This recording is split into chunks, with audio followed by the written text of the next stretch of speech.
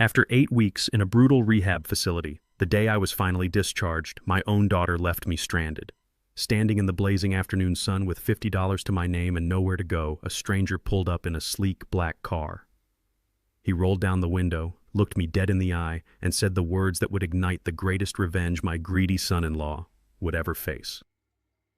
Before I continue this story, let me know where you are watching from in the comments below. Hit like and subscribe if you have ever had to stand up to family who underestimated your worth. My name is Tyrone Ellis. I am 69 years old, and for 4 decades I built a construction empire from the ground up with my bare hands. But that Tuesday afternoon, I was nothing more than a discarded old man standing on the blistering pavement outside the Whispering Pines Rehabilitation Center. The Texas sun was merciless, beating down on my aching shoulders as I stared at my phone screen. I pressed dial for the 20th time. The call went straight to voicemail again. Camille, my 32-year-old daughter, the girl I had moved mountains for, was ignoring my calls. Her husband Gavin was ignoring them too. I reached into my worn leather wallet. A single $50 bill stared back at me. That was my entire net worth at that exact moment. 40 years of blood, sweat, and concrete reduced to $50 and a dial tone. I sat down on a concrete bench, the heat radiating through my jeans, and closed my eyes. The physical pain in my lower back was a familiar heavy companion. It was the price I paid for 40 years of pouring foundations, framing houses, and climbing scaffolding to make sure my family never knew the poverty I grew up with. My late wife Loretta used to rub ointment on my spine every night, telling me I needed to slow down. But I wanted to give Camille the world. Private schools, a college education without loans, a beautiful wedding. I gave her everything. And what did she do? She married Gavin. Gavin was a 35-year-old financial broker, a white man with $1 million smile, expensive suits, and absolutely no substance. From the moment I met him, my gut told me he was a hustler, a man who talked about wealth but never actually built it. I tolerated him because Camille loved him, but my tolerance became my downfall. A year ago, I had a major spinal surgery. The doctors prescribed a standard course of painkillers meant to last just a few weeks. But when the pain lingered, Gavin stepped in. He played the concerned son-in-law perfectly. He told me he knew a private doctor, a concierge physician who could get me something stronger, something that would really help me get back on my feet. He personally handed me those pills every single day. He watched me take them. He watched my mind get cloudy. He watched me lose my grip on my own company. And before I knew it, I was dependent. I was hooked. Gavin convinced Camille that I was losing my mind, that I was a danger to myself, and that I needed to be locked away in a facility for 2 months. And like a fool, I went believing they actually cared about my recovery. Now sitting on that scorching pavement, the fog had completely cleared from my brain. The rehab had done its job. I was clean sharp and finally able to see the truth. Gavin did not want me to heal. He wanted me out of the way. He drugged me to steal my life. And Camille, my own flesh and blood, had let him do it. I folded the $50 bill, shoved it back into my pocket, and stood up. The bus stop was 2 miles down the highway. I adjusted my duffel bag over my shoulder, preparing for the long, humiliating walk in the heat. But before I could take a single step, the low, powerful purr of a luxury engine caught my attention.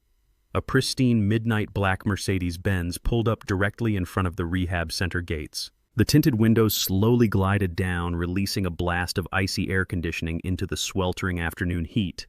I expected to see a lost driver asking for directions. Instead, a sharp-looking man in a custom-tailored charcoal suit stepped out of the driver's seat. He was Latino, maybe late 40s, with a commanding presence and eyes that looked like they had seen the bottom of the world and fought their way back to the top. He walked straight toward me with deliberate, measured steps. I tensed up, unsure of what was happening. He stopped a few feet away, took off his expensive sunglasses, and looked me dead in the eye. "You are Tyrone Ellis," he said. It was not a question. It was a statement of absolute certainty.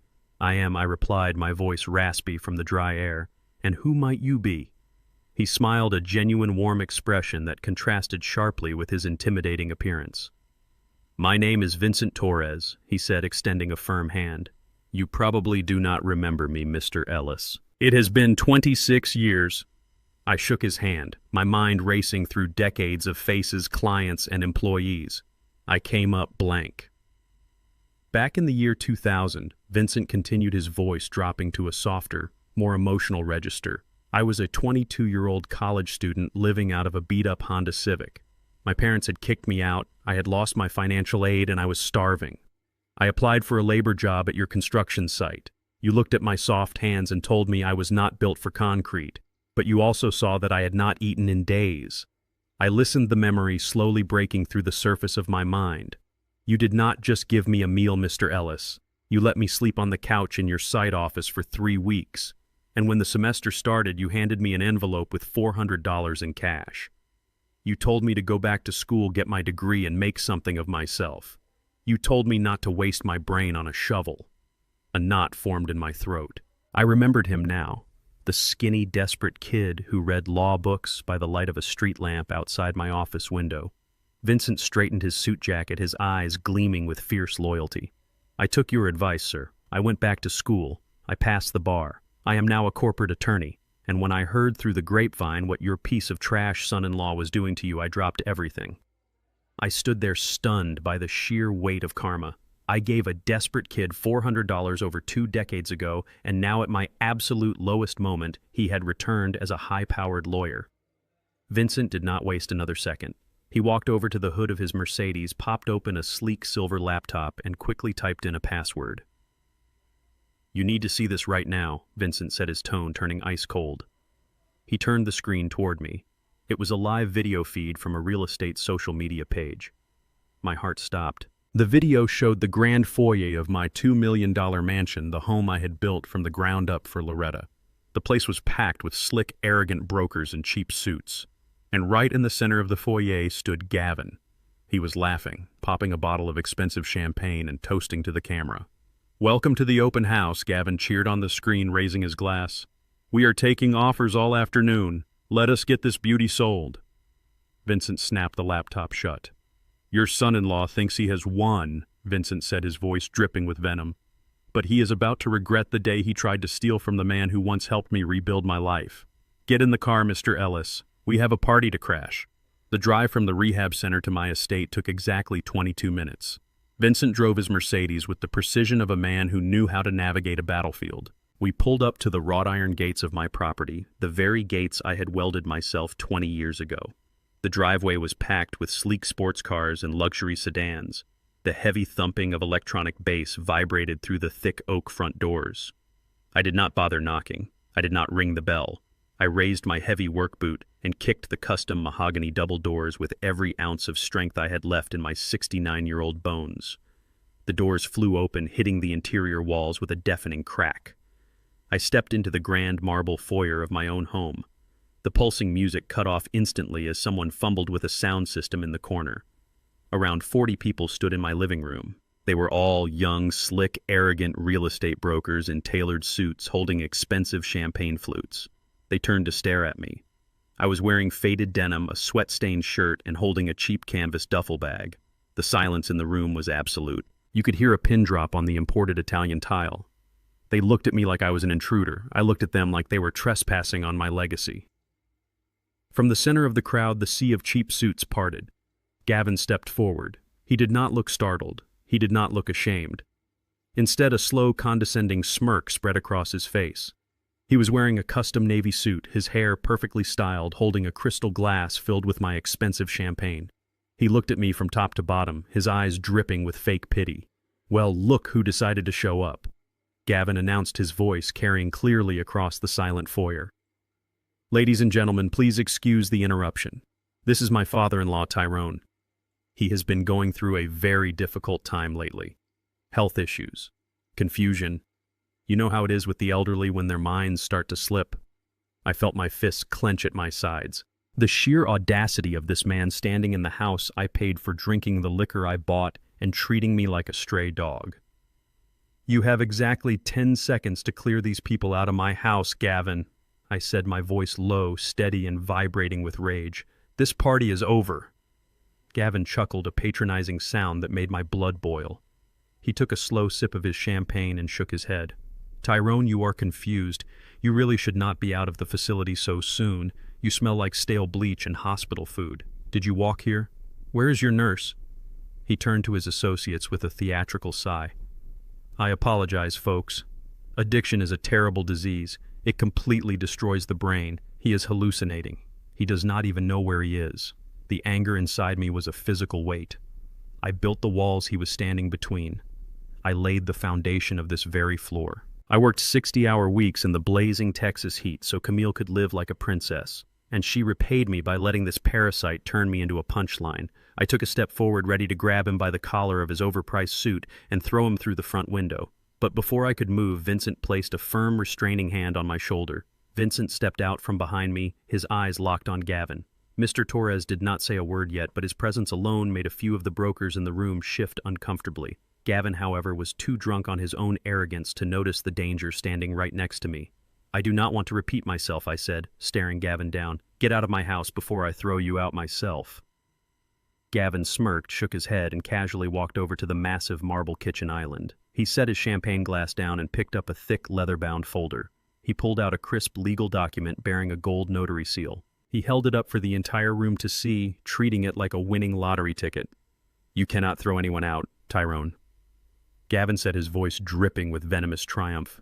"Because you do not own this house anymore. In fact, you do not own anything anymore." He tossed the document onto the marble counter. It slid across the smooth surface and stopped right in front of me. I looked down at the bold black letters printed at the top. Durable power of attorney. Medical and financial. I stared at the paper, the reality of his betrayal hitting me like a sledgehammer. Gavin smiled widely, revealing his perfectly white teeth. "You see, Tyrone, the doctors at the rehab center agreed with my assessment. Dr. Aris signed the evaluation himself. Severe cognitive decline induced by severe opioid dependency. You were deemed medically and legally unfit to manage your own affairs, your estate, and your company. Therefore, as your loving and concerned son-in-law, a judge granted me full conservatorship. I am the legal executor of this estate. I am the CEO of your construction company. This house belongs to the trust, and I control the trust." My heart pounded against my ribs. The pieces of the puzzle slammed together with sickening clarity, the lingering back pain, Gavin playing the hero, Gavin bringing me those special pills from his private doctor. He had deliberately over-medicated me. He had poisoned me, scrambled my brain, and shipped me off to a facility where I was isolated from the outside world. He did not do it to help me heal. He did it to build a paper trail. He needed a medical record proving I was a drug addict so he could steal my entire 40-year legacy right out from under me. And Camille, my own daughter, she had to have signed off on this. She had to have agreed to let her husband take the reins. The thought of my little girl participating in this hostile takeover felt like a knife twisting in my gut. I looked at Gavin. He was reveling in my silence. He thought he had broken me. "You really thought you could just show up here and bark orders?" Gavin sneered, stepping closer. "You are a relic, Tyrone. A washed-up, pill-popping old man who cannot even tie his own shoes without supervision. Camille and I are saving this family from your incompetence. Now be a good patient, turn around, and go back to the clinic where you belong." Vincent leaned over the counter, his sharp eyes scanning the document. He did not touch it, but he memorized the signatures and the notary stamp in mere seconds. A cold, dangerous smile touched the corner of Vincent's mouth, but he remained perfectly silent. I looked Gavin dead in the eye. "You are a thief," I said, my voice echoing in the grand foyer. "You are a cheap con artist who married my daughter because you could not build a damn thing on your own. You think a piece of paper makes you a man. You think stealing my life makes you a boss. You are nothing." The smirk vanished from Gavin's face. His eyes hardened into a cold, ruthless glare. He pulled his latest model smartphone from his jacket pocket. "I gave you a chance to leave quietly, old man," Gavin said coldly. He tapped the screen 3 times and put the phone to his ear. I stood my ground, my fists clenched. "Yes, 911. Gavin spoke into the phone, his voice instantly changing. He suddenly sounded panicked, breathless. The perfect victim. "I need police at my residence immediately. Yes, it is an emergency. My father-in-law has broken into the house. He is severely mentally unstable, completely delusional, and aggressively threatening my guests. Yes, he just got out of rehab today. He is highly dangerous. Please hurry." Gavin lowered the phone and looked at me, a wicked, triumphant grin returning to his face. "The police are on their way, Tyrone," he whispered maliciously. "Let us see how tough you are when they drag you out of your own house in handcuffs." Less than 3 minutes later, the piercing wail of sirens shattered the tense silence in my foyer. Red and blue lights flashed through the massive front windows. 2 police officers burst through the double doors I had just kicked open. their hands resting cautiously on their holsters. They quickly scanned the room, and I could see the narrative forming in their heads immediately. On one side stood a crowd of wealthy, panicked real estate brokers in expensive suits clustered behind Gavin, who was playing the role of a terrified homeowner to perfection. On the other side stood me, an older African-American man in worn-out work boots, faded denim, and a sweat-stained shirt clutching a cheap canvas duffel bag. The bias was instant and suffocating. "Drop the bag and step back," the taller officer ordered, his voice sharp and uncompromising. I did not move immediately, my pride fighting a losing battle against the reality of the situation. "I am standing in my own house," I said, keeping my hands visible. The officer stepped closer, his hand unsnapping the strap of his holster. I said, "Step back, sir. Do not make this difficult." Gavin stepped forward, his face a mask of fake distress. "Officers, thank God you are here," he said, his voice trembling with manufactured fear. "This man is my father-in-law. He was just discharged from a severe drug rehabilitation program. He is highly unstable and hallucinating. He broke in and started threatening my colleagues." "That is a lie," I fired back, taking a step toward him. "This is my property." The second officer grabbed my arm, shoving me back with unnecessary force. "Sir, calm down, or you are going in handcuffs." Gavin quickly handed the durable power of attorney document to the taller officer. "As you can see here, I have full legal conservatorship. The property is under my management. He has no legal right to be on these premises without my permission." The officer reviewed the embossed seal and the notarized signatures. He looked at me, his expression hardening. "The paperwork is valid," the officer stated coldly. "You are trespassing. You need to vacate the premises immediately, or you are going to jail for breaking and entering." The injustice of it all burned my throat. I was about to risk it all, ready to take a swing at Gavin and let them lock me up, when Vincent stepped directly between me and the officers. "Gentlemen, my name is Vincent Torres," he said, his voice carrying the smooth, authoritative tone of a high-powered corporate litigator. He reached inside his tailored jacket and produced a sleek leather wallet revealing his bar association credentials. "I am this gentleman's legal counsel. There has been a severe misunderstanding regarding the execution of this conservatorship, which we are currently challenging in a higher court. However, to respect your authority and avoid wasting taxpayer resources, my client will leave the premises peacefully right now." The officers exchanged a look, their aggressive demeanor dialing back slightly at the presence of an expensive lawyer. Vincent did not wait for their approval. He clamped a vice-like grip on my shoulder. "We are leaving, Tyrone." Vincent whispered, his tone leaving no room for argument. "Do not give them a reason to put you in a cage. We win this in a courtroom, not in a foyer." He practically dragged me out of my own home, the heavy oak doors shutting behind us, sealing Gavin inside with my stolen legacy. The Texas heat hit me like a physical blow as we walked back to Vincent's Mercedes. I threw my duffel bag into the back seat and slumped into the passenger side, my entire body shaking with a toxic mixture of adrenaline and profound betrayal. Vincent started the engine, the quiet hum of the luxury car, a stark contrast to the roaring storm inside my head. As we drove away from the iron gates of my estate, the pieces of Gavin's elaborate puzzle finally clicked together, forming a picture so sinister it made my blood run cold. I stared out the tinted window, my voice hollow. "It was never about my back pain," I muttered. Vincent kept his eyes on the road. "What do you mean, the pills?" I said, the realization washing over me like ice water. After my spinal surgery, the pain was bad but manageable. Gavin was the one who brought in his private concierge doctor, Dr. Aris. He told Camille that my regular physician was not aggressive enough with the treatment. Gavin handed me those pills every single morning and every single night. He told me they were a new specialized muscle relaxant, but they were not. He was deliberately giving me double the dose of highly addictive opioids. I rubbed my hands over my face, remembering the brain fog, the exhaustion, the way I could barely string a sentence together during board meetings. I thought I was just getting old. I thought my body was giving out on me after 40 years of hard labor, but I was being poisoned. He intentionally scrambled my brain so I would look like a senile, drug-addicted old man in front of the employees and in front of my own daughter. Vincent gripped the steering wheel tightly, and once you were dependent, he had his buddy Dr. Aris sign the medical evaluation declaring you legally incompetent. It is a classic hostile takeover, Mr. Ellis. It is ruthless, but it is effective. The worst part was not Gavin. I always knew he was a snake. The worst part was Camille, my little girl. She signed the papers. She had to. As my next of kin, a judge would never grant a son-in-law full conservatorship unless the biological daughter agreed that I was completely unfit. She handed my life over to a con artist. I had spent decades building an empire so she would never have to struggle, and she repaid me by locking me in a psychiatric ward and throwing away the key. Vincent pulled the car into the shaded parking lot of a quiet diner and killed the engine. "We need to see exactly how much damage he has done while you were locked away," Vincent said, pulling his laptop from his briefcase. "As your attorney, I can pull the public corporate filings and run a background credit check on your company's primary accounts." He typed furiously, his eyes darting across the screen. Suddenly, his fingers stopped. The color drained from Vincent's face. "What is it?" I asked, leaning closer to the screen. Vincent slowly turned the laptop toward me, pointing to a massive red flag on the financial registry. "Gavin did not just take your house, Tyrone. He leveraged your entire commercial portfolio. 2 days ago, he used the power of attorney to take out a commercial mortgage against your construction company. He borrowed $3 million against the equipment, the land, and the current contracts.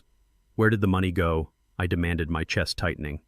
Vincent swallowed hard. He dumped every single penny of that $3 million into a volatile offshore cryptocurrency exchange. "The market crashed yesterday. The money is gone, Tyrone. Your 40-year legacy is currently worth nothing, and the bank is going to seize your company by the end of the month." The sky above Austin turned a bruised purple as Vincent pulled his Mercedes into the far corner of an upscale organic supermarket parking lot. We had tracked Camille's phone location using a shared family app she had conveniently forgotten to disable on my account. I stepped out of the car, the humid evening air heavy in my lungs. My heart hammered against my ribs, caught between the blistering fury of betrayal and the desperate, foolish hope of a grieving father. I needed to look my daughter in the eye. I needed to believe Gavin had manipulated her entirely, that she had absolutely no idea her husband had just incinerated 40 years of my life in a reckless cryptocurrency scam. I waited in the shadows near her pristine white Range Rover, a luxury vehicle I had paid for in cash just 2 years ago as a birthday present. The automatic sliding doors of the supermarket parted, and Camille walked out. She looked immaculate in designer athletic wear, carrying a single paper bag of overpriced groceries. She unlocked the SUV with a chirp of her keys. Before she could open the driver door, I stepped out from the shadows and blocked her path. She gasped, dropping her keys onto the asphalt. "Dad!" Camille snapped, her initial shock instantly twisting into deep, visible annoyance. "What are you doing here? You are supposed to be locked down at the clinic." I stared at the woman standing in front of me. She had her mother's high cheekbones and bright eyes, but absolutely none of Loretta's warmth or decency. "I am supposed to be at the clinic so your husband Gavin can finish liquidating my entire company behind my back," I asked, my voice dangerously low, vibrating with a restrained fury. "Did you know he took out a $3 million commercial mortgage against my heavy equipment and lost every single penny of it yesterday on a digital gamble?" Camille rolled her eyes, letting out an exasperated sigh as she bent down to retrieve her keys. "Gavin knows exactly what he is doing. He is a certified financial broker. He makes high-level investments, Dad. You are just a blue-collar contractor. You do not understand how modern wealth generation works in the real world." The absolute disrespect hit me harder than a physical blow. "A blue-collar contractor," I echoed, stepping closer, forcing her to look at my calloused, scarred hands. "This blue-collar contractor poured boiling concrete for 80 hours a week so you could wear a pristine uniform at St. Jude's Preparatory. I ruined my spine-lifting steel beams and framing houses so you could take expensive horseback riding lessons and live in a gated neighborhood far away from the struggle I grew up in. I gave you everything so you would never have to worry about a light bill, and you repaid me by signing away my freedom to a parasite who cannot even balance his own checkbook." Camille did not flinch. She crossed her arms defensively, her diamond watch gleaming under the harsh parking lot lights. "You were always working, Dad. You gave me money, but you were never home to actually be a father. Gavin is actually building a modern future for us. You were becoming erratic. The pills were making you crazy, and we had to step in to protect the estate from your incompetence." "Protect the estate!" I yelled, the anger finally breaking through my composed exterior. "He poisoned me, Camille. He handed me double doses of opioids specifically to scramble my brain so he could get that power of attorney. You handed my life over to a thief." Camille's expression remained completely blank. There was no horror in her eyes. There was no sudden realization of her husband's villainy. There was only the cold, calculating stare of a woman who had already made her choice and felt entirely justified in her cruelty. "You are being paranoid, Dad," she said, her voice dropping to a harsh clinical tone. "The doctors evaluated you. Gavin simply stepped up to manage things because you proved you could not. We are doing what is best for the family legacy. You need to stop fighting this and just accept your new reality." She reached into her expensive designer handbag and pulled out a sleek leather wallet. She unzipped it and pulled out a crisp stack of $100 bills. She counted out 5 of them and shoved the cash directly against my chest.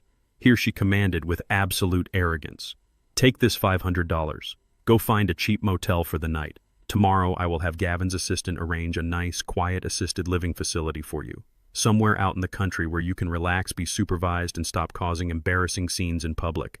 We have a lot on our plate right now." I looked at the money in her hand, then up at her face. The betrayal was so profound it physically suffocated me. "You are trying to buy off your own father with $500 of my own hard-earned money?" I asked, my voice barely more than a raspy whisper. Camille let out a harsh, bitter laugh. "It is not your money anymore, Dad.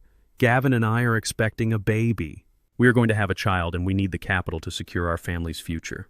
We cannot have a drug-addicted, unstable old man draining the family resources or ruining our social reputation in this town. We are liquidating the outdated assets to build a real portfolio. You had your time. Now it is our turn. Take the cash and disappear before I call the police and tell them you are aggressively harassing a pregnant woman." The finality of her ruthless words severed the last remaining string of unconditional love I held for her. She was not a victim of her husband's manipulation. She was a willing, active participant in my total destruction. She looked at me with pure disgust, the exact kind of look reserved for a dirty stranger begging on the street corner. She threw the $500 onto the asphalt right at my feet, letting the wind scatter the bills. "Have a good life, Dad," she said, turning her back on me and opening her car door. I did not bend down. I did not pick up a single $100 bill from the dirty pavement. I simply took a step backward, letting the dark shadows of the parking lot swallow me as she climbed into the driver's seat. I was dead to her, and in that exact moment she became completely dead to me. As I turned to walk back to Vincent's waiting car, Camille slammed her door shut and immediately connected her phone to the luxury SUV's Bluetooth system. She had her windows rolled down to let the evening air in, and her voice carried clearly through the quiet, empty parking lot. "Gavin, baby, it is me," she said, her tone instantly shifting from ruthless to sickeningly sweet. "No, everything is fine. But you were right, he actually showed up here. He is completely unhinged. Do not worry, I handled it and sent him packing. But listen, I just left the downtown bank. I cleared out his private safe deposit box just like we planned. I have the vintage Rolex collection, the bearer bonds, and the deed to the lake house." "We got it all, baby. Right on time." I walked away from the parking lot, leaving those scattered $100 bills exactly where they fell on the dirty asphalt.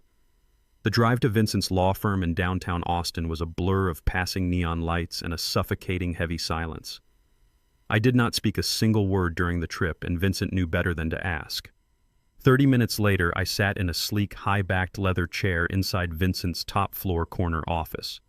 The vast room smelled of expensive mahogany leather and fresh coffee, providing a sharp, bitter contrast to the stale stench of betrayal that clung to my clothes. I stared blankly out the floor-to-ceiling windows at the illuminated city skyline. I had helped build some of those very skyscrapers with my own 2 hands, pouring concrete and hoisting steel until my spine nearly gave out. Now I was nothing more than a ghost haunting my own life. My house was gone, invaded by a swarm of arrogant strangers. My construction company was leveraged into oblivion to fund a disastrous cryptocurrency gamble. My vintage Rolex collection, the bearer bonds I had saved for absolute emergencies, the deed to the lake house, all of it had been stolen by the very girl I used to read bedtime stories to. The financial ruin was a heavy physical blow, but the absolute undeniable death of my faith in Camille was a fatal wound. She was not a brainwashed victim. She was the architect of my destruction. I had absolutely nothing left to lose, which in that exact moment made me the most dangerous man in Texas. Vincent walked over to a crystal decanter, poured 2 glasses of aged bourbon, and slid one across the polished desk toward me. "We do not mourn the people who try to bury us," Tyrone Vincent said, taking a seat opposite me with a look of pure predatory focus. "We bury them instead." I took a slow sip of the amber liquid, letting the sharp burn clear the lingering fog from my mind. "Where do we even start?" I asked, my voice steady, cold and completely void of any remaining fatherly affection. We cannot just walk into a courtroom and accuse them of theft. Gavin has that durable power of attorney. Legally, every single thing he and Camille did today looks like the legitimate, responsible actions of a concerned conservator managing a sick man's estate. Vincent nodded, tapping a sleek silver pen rhythmically against his desk. Exactly. Attacking the financial transactions right now is a complete waste of our time. The power of attorney is the titanium shield protecting their entire criminal operation. If we try to strike the shield directly, we just bounce off and look like desperate fools. We have to destroy the foundation the shield rests on. I leaned forward, the gears in my mind shifting rapidly from grief to cold, ruthless calculation. The medical evaluation, I stated. Vincent smiled, a sharp, dangerous grin that showed exactly why he was a top-tier corporate litigator. Precisely.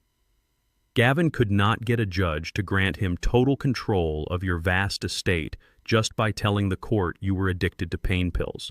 He needed a certified medical professional to swear under oath that you were suffering from severe, irreversible cognitive decline. He needed a doctor willing to risk his medical license and his freedom to sign a fraudulent psychiatric hold. I thought back to the man who had prescribed me those heavy, mind-altering opioids. Dr. Aris. Gavin had introduced him as a top-tier concierge physician exclusively for high-net-worth clients.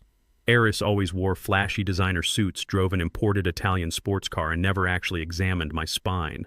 He just asked me a few basic questions, checked my pulse, and handed me a customized, unlabeled bottle of pills. He is our weak link, I said, setting my glass down on the desk. A doctor making that kind of legitimate money does not risk federal prison for a simple favor. Gavin had to offer him something massive to sign his name on a fake diagnosis.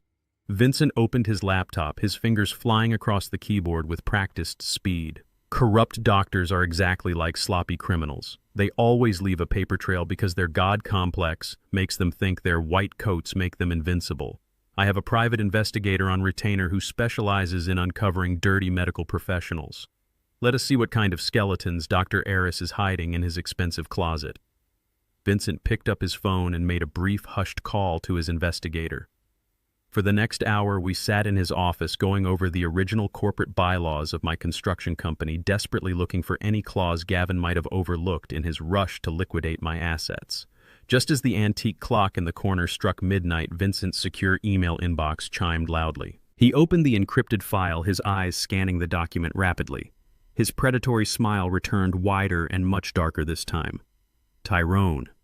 Come look at this, Vincent instructed, turning the laptop screen toward me. My private investigator works fast, and he hits hard. It turns out your prestigious concierge physician is nothing more than a glorified drug dealer with a severe, crippling gambling addiction. The screen displayed a comprehensive, unauthorized background check on Dr. Marcus Aris. On the surface, he was a highly respected physician with a lucrative private practice catering to the elite residents of Austin. But beneath that polished veneer of success, his personal life was a spectacular, flaming train wreck. Dr. Aris had a dangerous taste for high-stakes underground poker. Vincent scrolled down to a section highlighting massive, terrifying financial liabilities.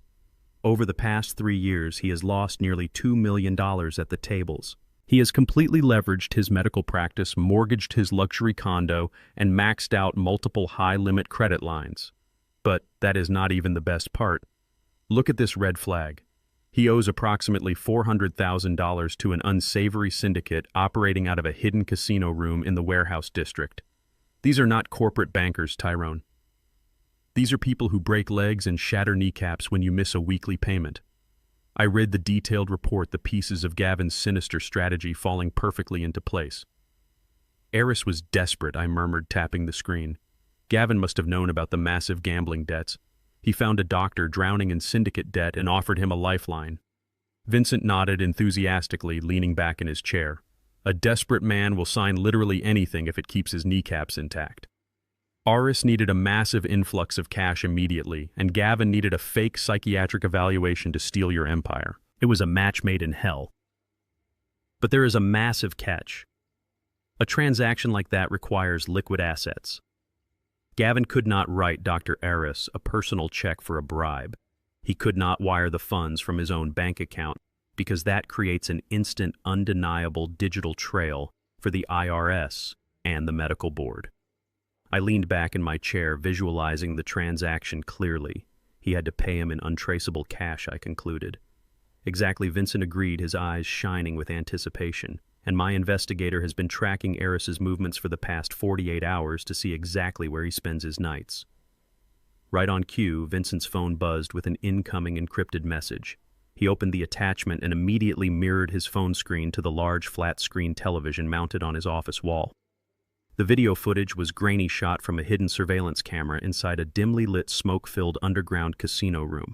Sitting alone at a high-stakes table was Dr. Eris, looking completely panicked, sweat glistening clearly on his forehead. Suddenly, Gavin walked into the frame. My son-in-law was wearing his signature arrogant smirk, looking entirely out of place in the gritty underground room. He casually approached the doctor, leaned in, and dropped a heavy, unmarked canvas bag directly onto the green felt poker table. Gavin unzipped the bag, revealing thick stacks of bundled $100 bills. The investigator attached a quick audio clip captured from a highly sensitive parabolic microphone. $50,000 in clean cash, just like we agreed. Marcus Gavin's voice echoed clearly through the office speakers. Now sign the medical evaluation declaring the old man mentally incompetent so I can lock him away tomorrow. I stared at the screen, my heart pounding with a cold, calculated sense of triumph. We had them. Vincent and I were still staring at the frozen frame of Gavin handing over that bag of cash when a sharp, piercing alarm echoed through the spacious corner office. Vincent snapped out of his predatory trance and spun his laptop around. He had placed a sophisticated monitoring algorithm on my personal banking profile the moment we arrived. The screen flashed with a bright red warning banner. "Gavin is not done," Vincent said, his voice dropping to a dangerous whisper. "He just logged into your primary private wealth portal."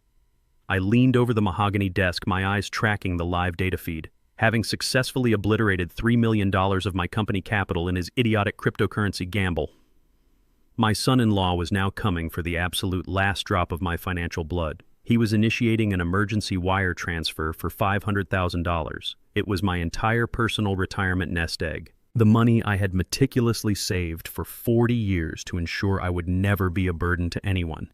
He is trying to drain the liquid cash to cover his massive losses before the bank auditors notice the missing company funds, I stated, gripping the edge of the desk so hard my knuckles turned white. He is trying to wipe me off the face of the earth. Vincent did not panic. Instead, he pulled up the scanned copy of the durable power of attorney that Gavin had triumphantly displayed at the mansion. Vincent's eyes darted back and forth across the digital document, analyzing every single clause, every signature line, and every notary stamp. He read it with the speed and precision of a predator hunting for a fatal weakness. Suddenly, Vincent let out a harsh, booming laugh that echoed off the glass walls of his office. He slammed his hand down on the desk. "Arrogance is always the downfall of a greedy man," Vincent declared, turning the screen back toward me. "Look right here, Tyrone. Look at the jurisdiction clause." I squinted at the dense legal jargon.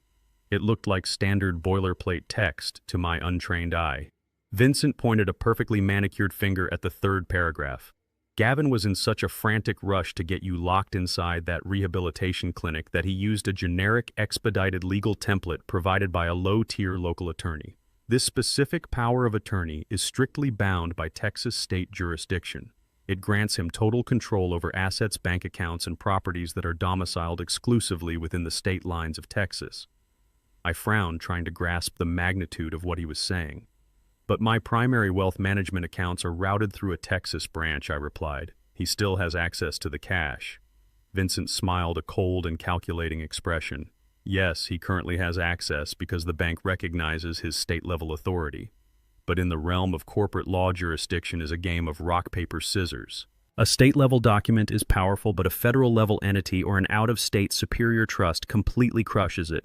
We just need to introduce a superior legal entity to challenge his control and trigger an automatic mandatory freeze on every single dime attached to your Social Security number. We need a legal roadblock that Gavin cannot bypass with a simple local judge." A sudden, vivid memory struck me with the force of a freight train. My late wife, Loretta. She was the true mastermind behind our early financial stability. While I was out breaking my back, laying bricks and pouring concrete, Loretta was at the kitchen table reading financial textbooks and studying asset protection. She never fully trusted Gavin. From the very first day Camille brought him home, Loretta told me he had the eyes of a hungry wolf. Before she passed away 5 years ago, she insisted we restructure our deepest emergency assets. I looked at Vincent, my heart pounding with a renewed, fierce sense of hope. Loretta set up a blind trust. I said the words rushing out of me. 5 years ago, my wife forced me to sign a stack of documents. She established an irrevocable family trust domiciled in Delaware. She designated that specific trust as the ultimate beneficiary and the superior holding entity for all my personal retirement accounts and my executive company shares. She told me it was a safeguard against frivolous lawsuits, but we never actively used it. It has just been sitting dormant in a filing cabinet. Vincent's eyes widened in absolute shock before transforming into a look of pure, unadulterated triumph. "Tyrone, your wife was an absolute genius," Vincent said, his fingers flying across his keyboard with lightning speed. "Delaware has the strongest corporate shield laws in the entire country. An irrevocable Delaware trust is a federal fortress. Because it is an out-of-state entity, Gavin's Texas state power of attorney is legally subordinate to it. He has absolutely no jurisdiction over a Delaware trust." Vincent quickly logged into the secure National Registry and located the dormant trust file. He printed out an emergency injunction form and handed me a pen. "Sign this right now," Vincent instructed. "As the primary grantor, you are activating the Emergency Protective Clause of the Loretta Ellis Trust. By filing this motion electronically across state lines, we are issuing a federal-level override on all your financial portfolios.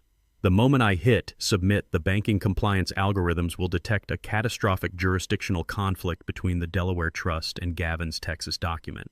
The banks are legally obligated to protect themselves from liability. They will instantly trigger a hard absolute freeze on every single account, credit line, and wire transfer associated with your name until a federal judge sorts it out." I gripped the heavy silver pen and signed my name with aggressive, deliberate strokes. I felt Loretta's presence in the room, her protective spirit guiding my hand. I handed the document back to Vincent. He scanned it, attached it to the digital injunction, and pressed the submit button. We watched the dual screens on his desk. The pending wire transfer for $500,000 that Gavin had initiated was flashing yellow. Then, in an instant, the status bar turned violently red. The word "declined" flashed across the screen in bold letters. Following it, every single linked account shifted from active to locked. "We just shut off the blood valve," Vincent whispered. "Gavin is officially cut off from the oxygen." Across town, completely unaware of the invisible financial guillotine that had just severed his lifeline, Gavin was celebrating his presumed victory. He stood inside the pristine, brightly lit showroom of an exclusive, exotic car dealership. He was wearing his custom suit, leaning confidently against the hood of a brand-new custom-ordered Porsche 911 Turbo. He had spent the entire morning treating the sales staff like his personal servants, bragging about his massive real estate portfolio and his new role as the CEO of an empire. The general manager of the dealership handed Gavin a silver tray holding the final purchase agreement and a wireless credit card terminal. Gavin smirked, pulling his heavy metal black card from his wallet. He tapped it against the machine with an arrogant flourish, waiting for the satisfying beep of approval for the $50,000 down payment. The machine processed for 3 seconds before letting out a harsh, obnoxious buzz. A red error message illuminated the screen. The manager frowned, attempting to process the card manually. "I apologize, sir, but the card is coming up as declined," the manager said, his polite tone barely hiding his growing suspicion. Gavin scoffed, his face flushing with immediate embarrassment. "That is impossible." "Run it again." The machine buzzed a second time. "Declined." "Do you know who I am?" Gavin snapped, snatching the card back. "The machine is broken. Let me call my private wealth manager." He dialed the number for his elite banking concierge, pacing furiously across the showroom floor. The concierge answered on the second ring. "What the hell is going on with my card?" Gavin demanded loudly, making sure the sales staff heard him. "Why is my purchase being blocked?" There was a long, heavy silence on the other end of the line. "Sir," the banker replied, his voice devoid of any customer service warmth. "I am looking at your portfolio right now.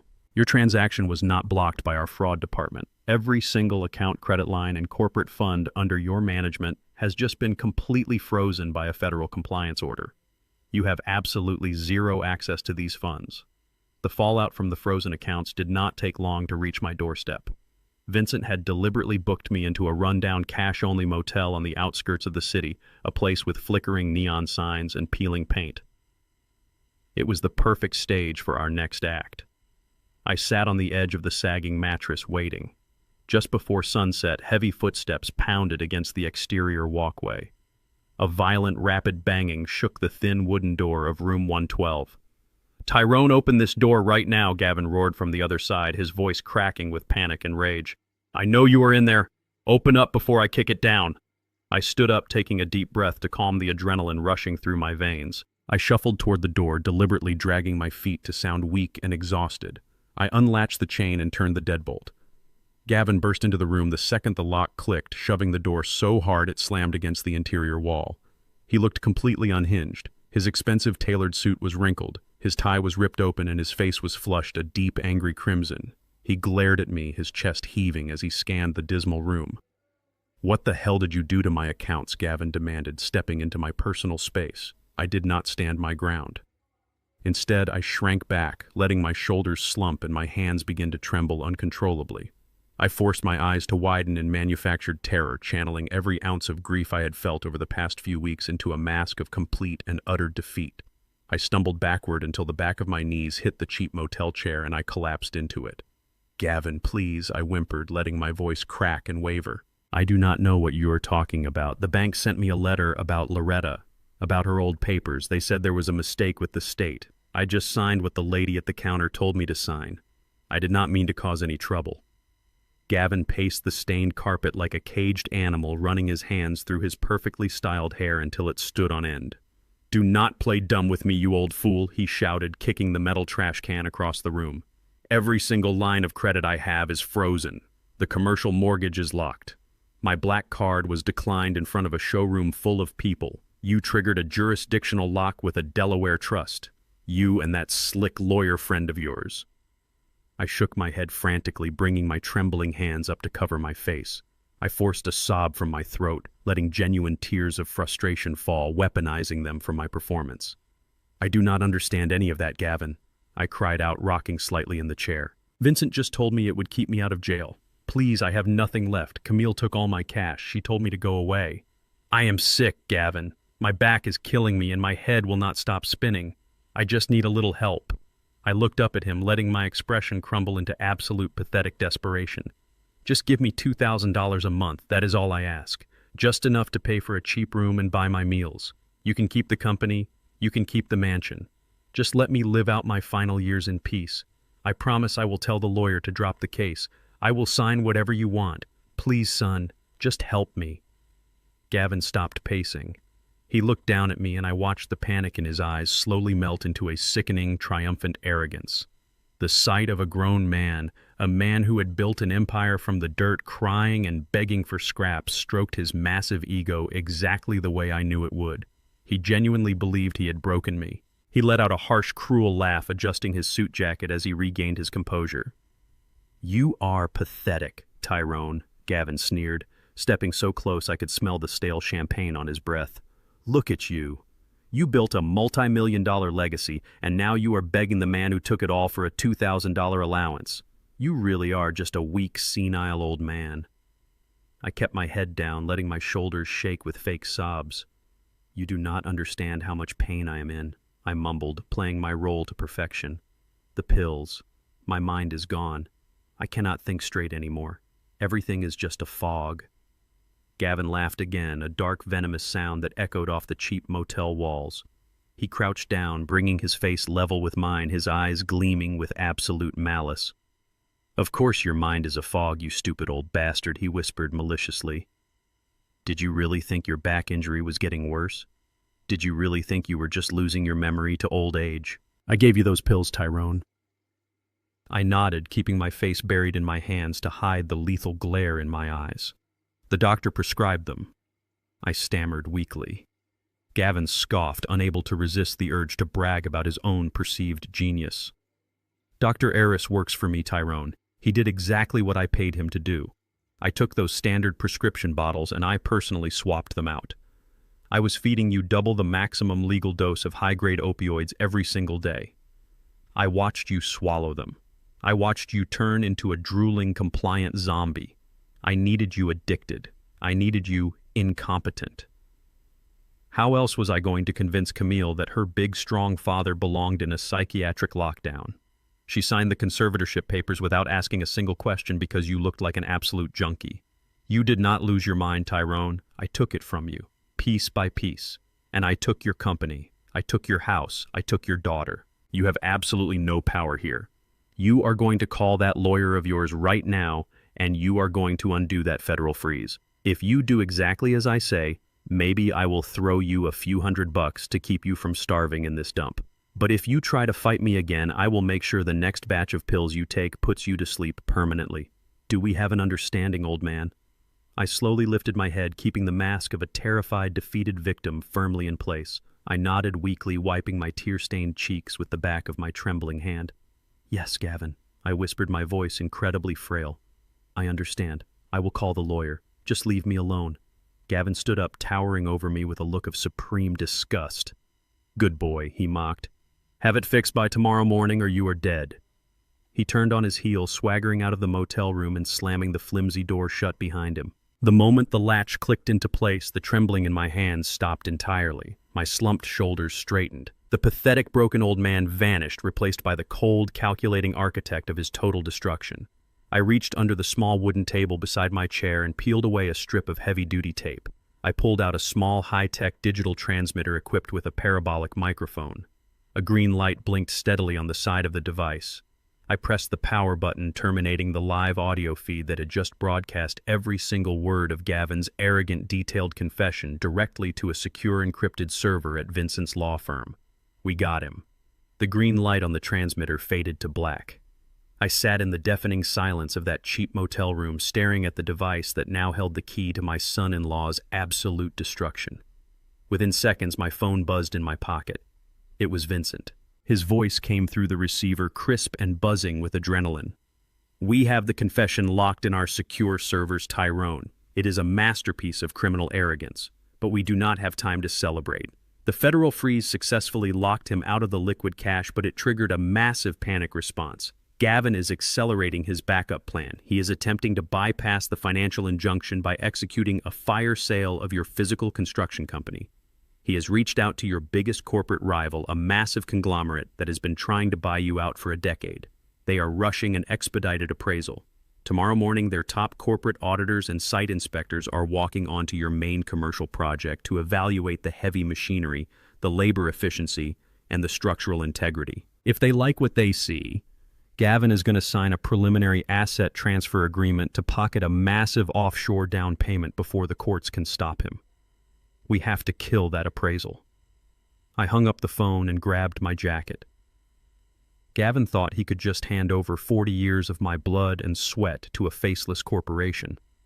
He fundamentally misunderstood how the construction business actually worked. You cannot just sell a company like mine on a piece of paper. The true value of the business was not in the bulldozers or the steel contracts. The value was the men who operated them.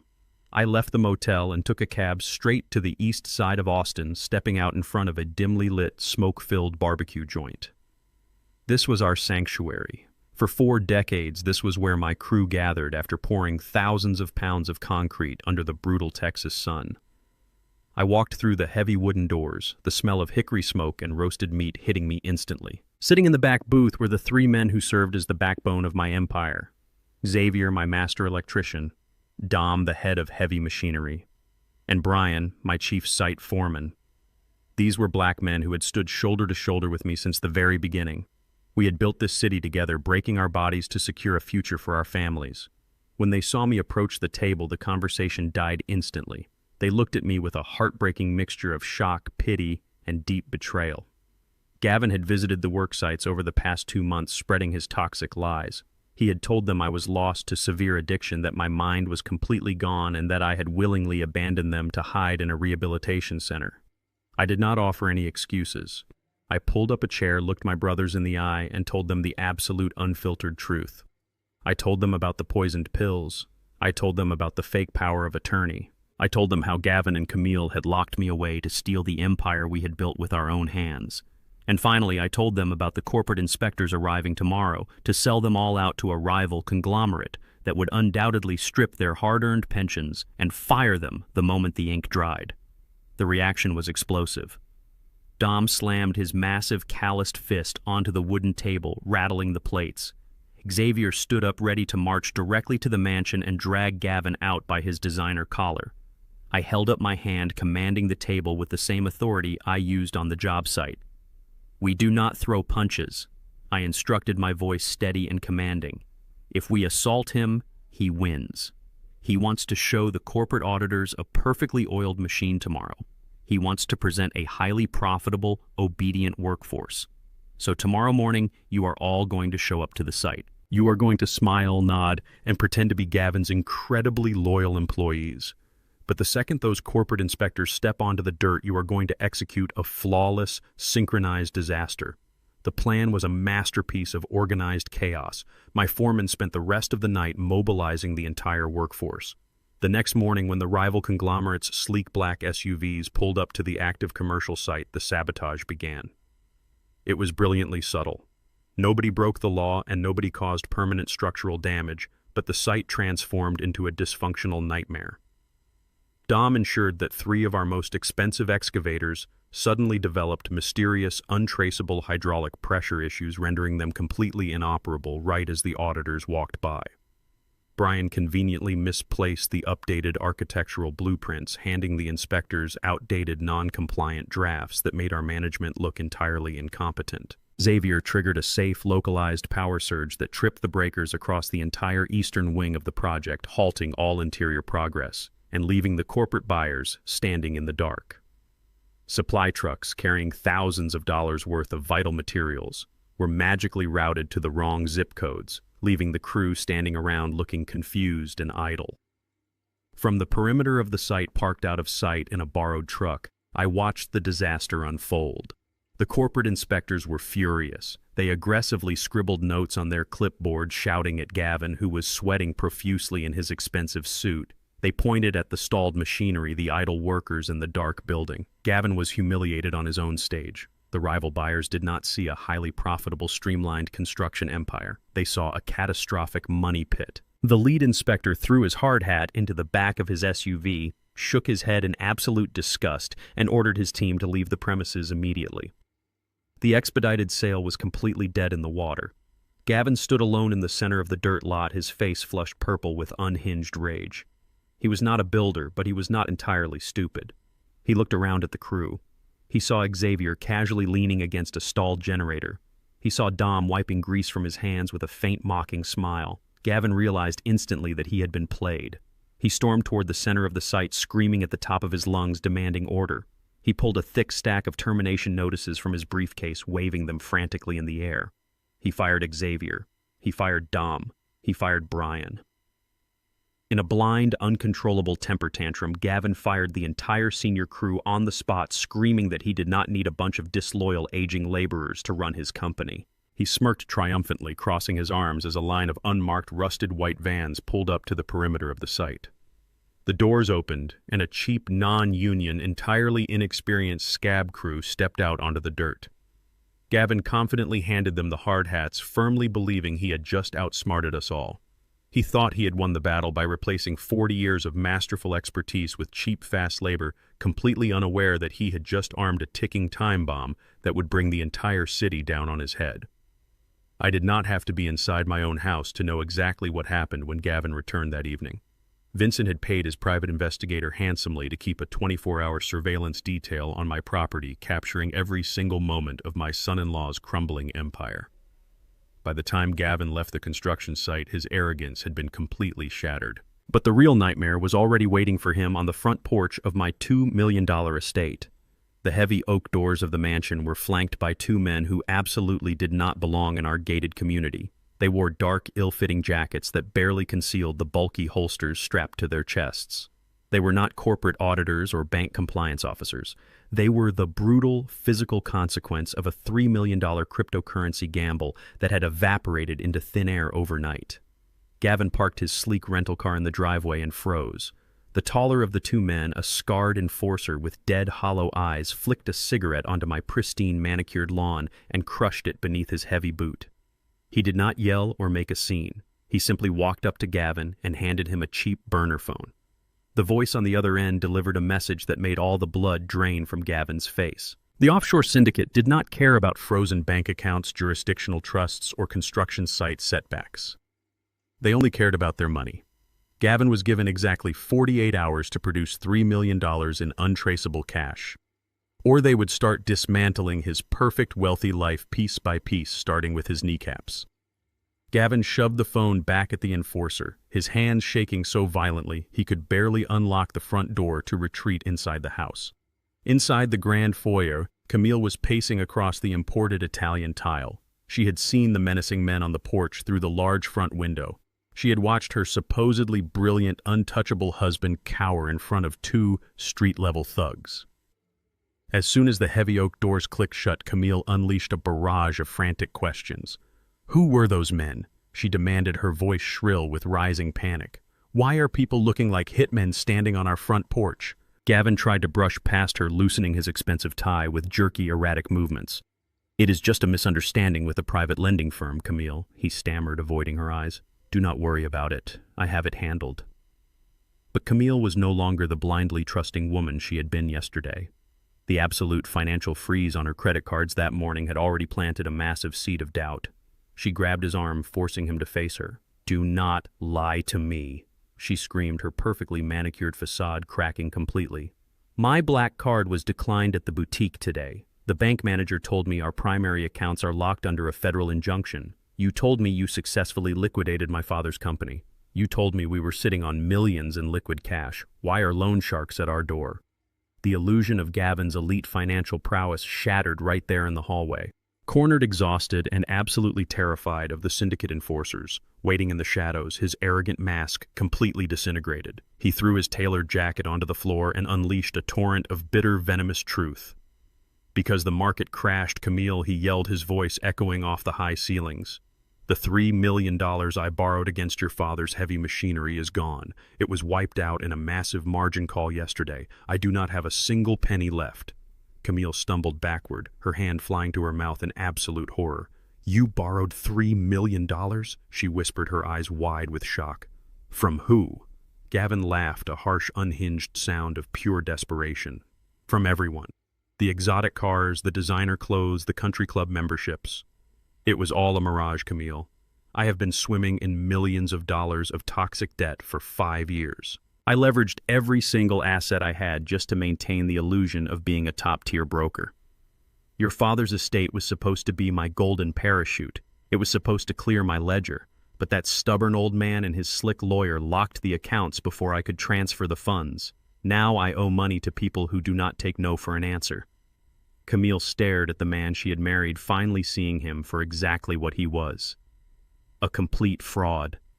A cheap, desperate con artist who had used her to access my hard-earned wealth. You lied to me, she whispered, her voice trembling with a mixture of profound grief and mounting fury. You made me lock my own father in a psychiatric ward. You made me betray the man who gave me everything just to pay off your pathetic gambling debts. I am done.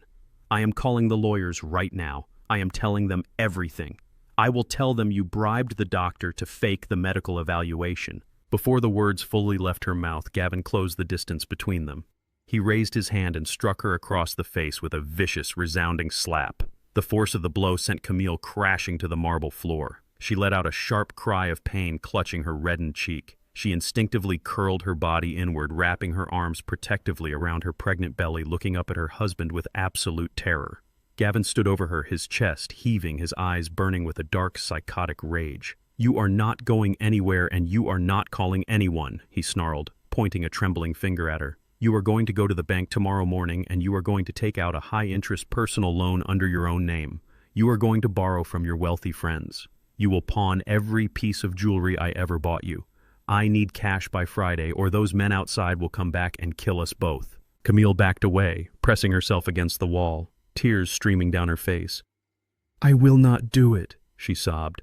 I will not steal another dime for you. I am going to the police. Gavin knelt down, grabbing her roughly by the chin, forcing her to look into his manic eyes. "You go to the police, and you go to federal prison right alongside me, Camille," he hissed maliciously. "Have you forgotten what you did at the bank? I did not empty your father's safety deposit box. You did. You walked into that vault, signed your name on the access log, and walked out with his vintage Rolex collection, his bearer bonds, and the deed to the lake house. You committed grand larceny. You stole from a federally protected estate. If I go down for fraud, I am telling the judge that you were the mastermind. I will tell them you manipulated me into getting the medical evaluation because you hated your father and wanted his money. Who do you think a jury will believe? The stressed financial broker, or the spoiled greedy daughter who was caught on security cameras walking out of the bank with a bag full of stolen valuables? You are an accomplice, Camille. If I drown, I am dragging you straight to the bottom of the ocean with me."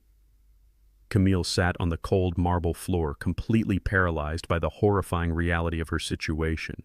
She had traded a father who would have moved mountains for her for a monster who was ready to throw her to the wolves just to save his own skin.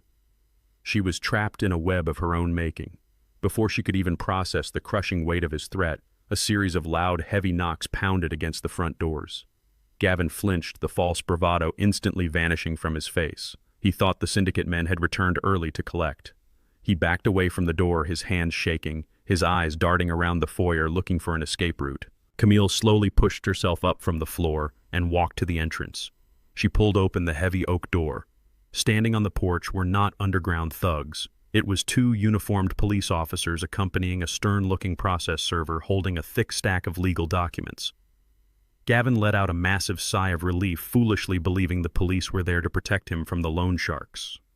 "Are you Camille Ellis?" the process server asked in a flat, monotone voice. Camille nodded numbly, wiping a tear from her bruised cheek. "You have been officially served," the man stated, dropping the heavy stack of papers directly into her trembling hands. Gavin rushed forward, aggressively grabbing the documents from his wife.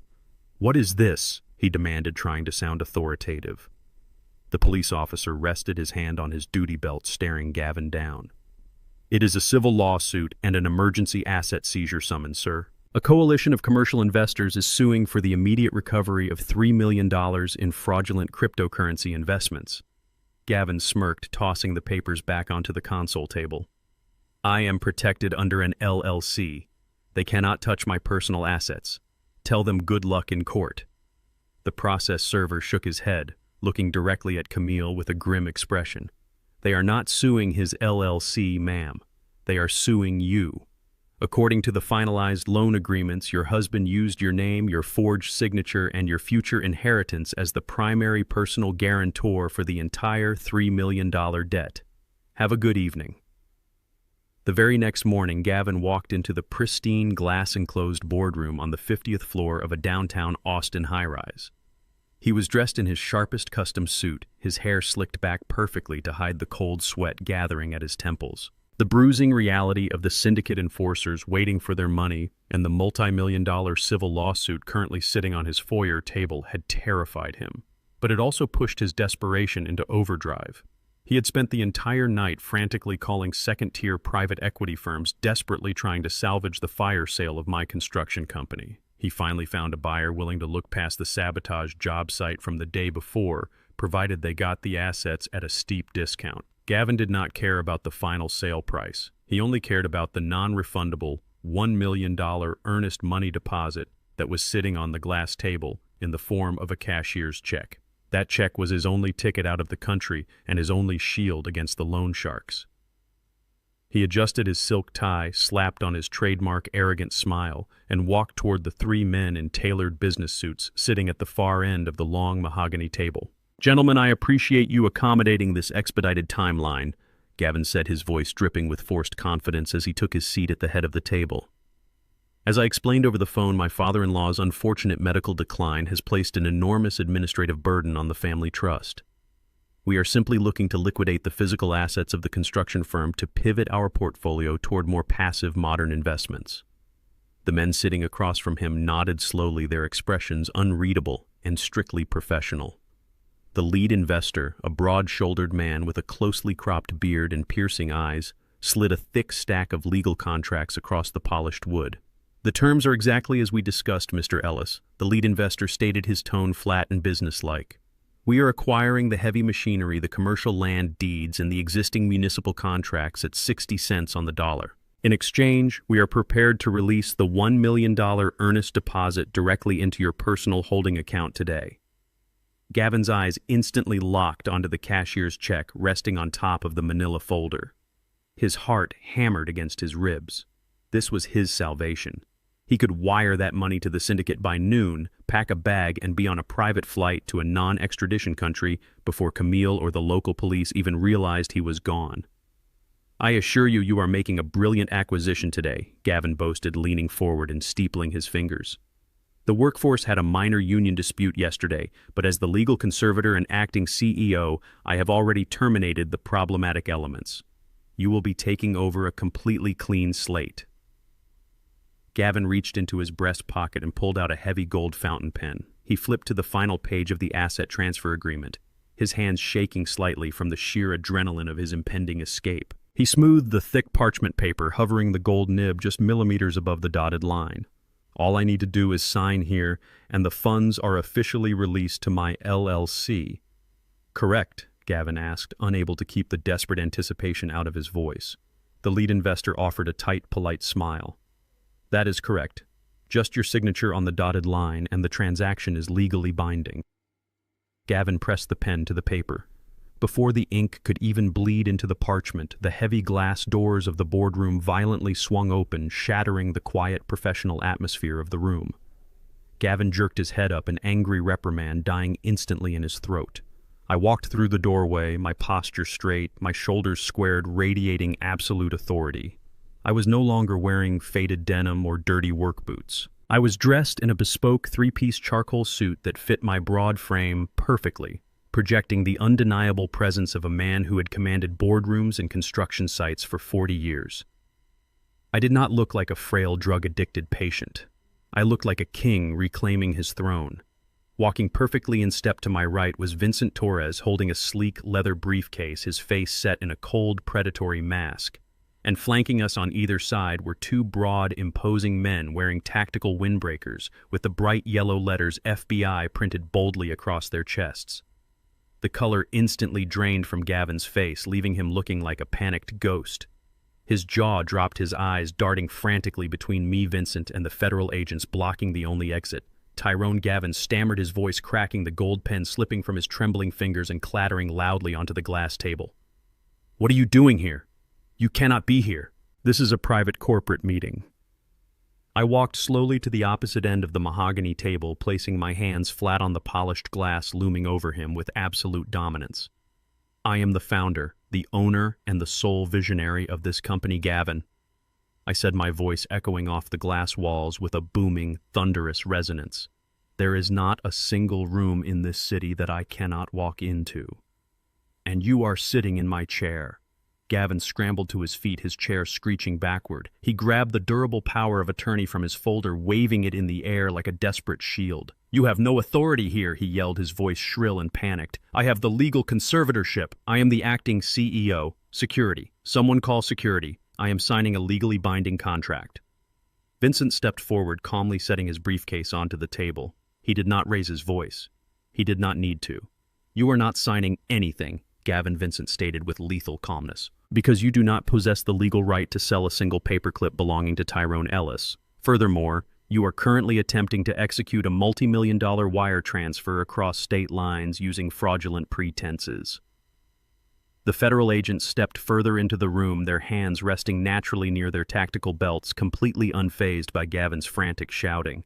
Gavin looked around the room, his chest heaving as the walls of his elaborate scam closed in on him. He turned frantically to the three investors sitting at the table, pleading with them. "Gentlemen, please ignore this disruption," Gavin begged, gesturing wildly to the unsigned contract. "The deal is still good. Give me the check. We can finalize the asset transfer right now." The lead investor, the man who had just offered Gavin the $1 million lifeline, did not look annoyed by the interruption. Instead, a slow, knowing smile spread across his face. He calmly reached over, picked up the cashier's check, and slipped it into his inside suit pocket. He then reached inside his jacket and pulled out a shiny gold badge, tossing it onto the center of the mahogany table.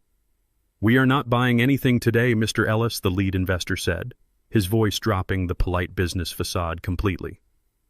"I am Special Agent Miller with the Federal Bureau of Investigation White-Collar Crimes Division. There is no investment firm. There is no buyout. You just spent the last 45 minutes pitching a fraudulent, unauthorized sale of stolen corporate assets directly to undercover federal agents."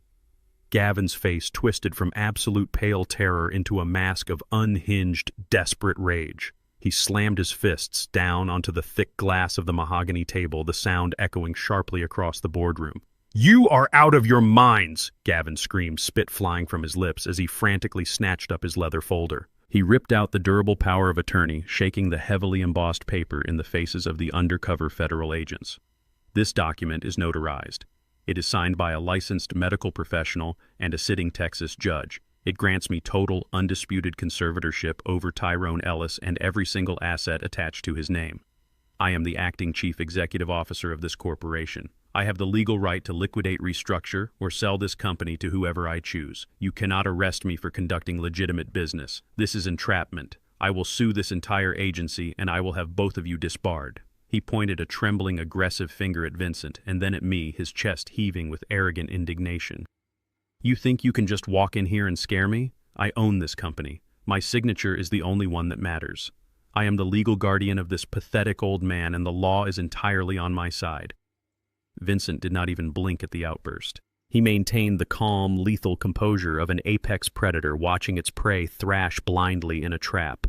He slowly unclasped the brass latches of his sleek leather briefcase and reached inside. He did not pull out a lawsuit, a restraining order, or a counter-injunction. Instead, Vincent pulled out a thick, slightly yellowed stack of bound parchment paper. It looked ancient compared to Gavin's crisp, newly printed documents. Vincent placed the heavy stack onto the glass table with a resounding thud. "You see, Gavin, this is the fundamental difference between a man who builds an empire and a man who tries to steal one," Vincent said, his voice smooth but cutting like a razor blade. "You relied on a generic, expedited legal template to steal my client's life. You bribed a doctor and rushed a judge because you had syndicate loan sharks breathing down your neck. But you were so desperate for a quick payout that you completely skipped basic corporate due diligence. Tyrone Ellis did not just build skyscrapers and commercial lots. 30 years ago, he built an impenetrable corporate fortress." Vincent flipped the heavy document open, revealing a seal dated 1995. "These are the original unamended corporate bylaws of Ellis Construction. Before you were even out of high school, Tyrone and his late wife Loretta drafted the foundational charter of this entire enterprise. They knew that one day scavengers like you might try to circle the perimeter. So they installed a contingency plan, a mechanism specifically designed to destroy anyone attempting a hostile takeover through medical manipulation. In corporate law, we call it a poison pill, but Tyrone just calls it the ultimate insurance policy." Gavin stared at the yellowed pages, his breathing shallow, the arrogant fire in his eyes beginning to flicker with genuine dread. "What are you talking about?" Gavin stammered, gripping the edge of the table to keep his knees from buckling. "A power of attorney supersedes standard bylaws. A judge gave me control." Vincent let out a sharp, mocking laugh. "A state judge gave you control over Tyrone's personal health care and his generic checking accounts. But a state judge cannot overwrite a federally registered private corporate charter without a formal dissolution hearing. And you never held a hearing, Gavin, because you were too terrified of drawing federal attention." Vincent slid the heavy document across the glass table so it rested directly in front of Gavin. He tapped his gold pen on a specific highlighted paragraph on page 42. "Allow me to read Clause 7, subsection B." Vincent announced, his voice projecting across the silent boardroom so every federal agent could hear the final nail being driven into the coffin. "In the event of medical incapacitation, any attempt to liquidate, transfer, sell, or leverage more than 50% of the corporate assets by an acting conservator, proxy, or attorney, in fact, without the direct live biometric fingerprint authentication of Tyrone Ellis at a designated notary, immediately and irrevocably triggers the corporate dissolution protocol." Gavin's eyes darted across the text, his face draining of whatever color it had left. I watched him physically deflate as the sheer brilliance of Loretta's legal foresight crushed him. Vincent continued, leaning in close. "Do you understand what that means, Gavin?" The moment you engaged in negotiations to sell this company, the moment you presented your power of attorney as authorization to liquidate the assets without Tyrone standing next to you to provide a biometric fingerprint, you activated the poison pill. That clause dictates that upon unauthorized transfer attempts, 100% of the company's shares, equipment, and liquid assets are automatically and instantly transferred into the Loretta Ellis Charitable Foundation. The corporation ceases to be a for-profit entity. It is now a fully registered, protected, non-profit charity. Therefore, your power of attorney regarding Ellis Construction is completely null and void. You do not own this company. You are not the CEO of this company.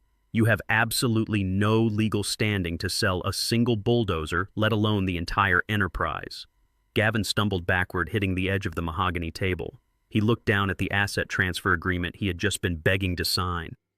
He looked at the empty space where the cashier's check had been sitting.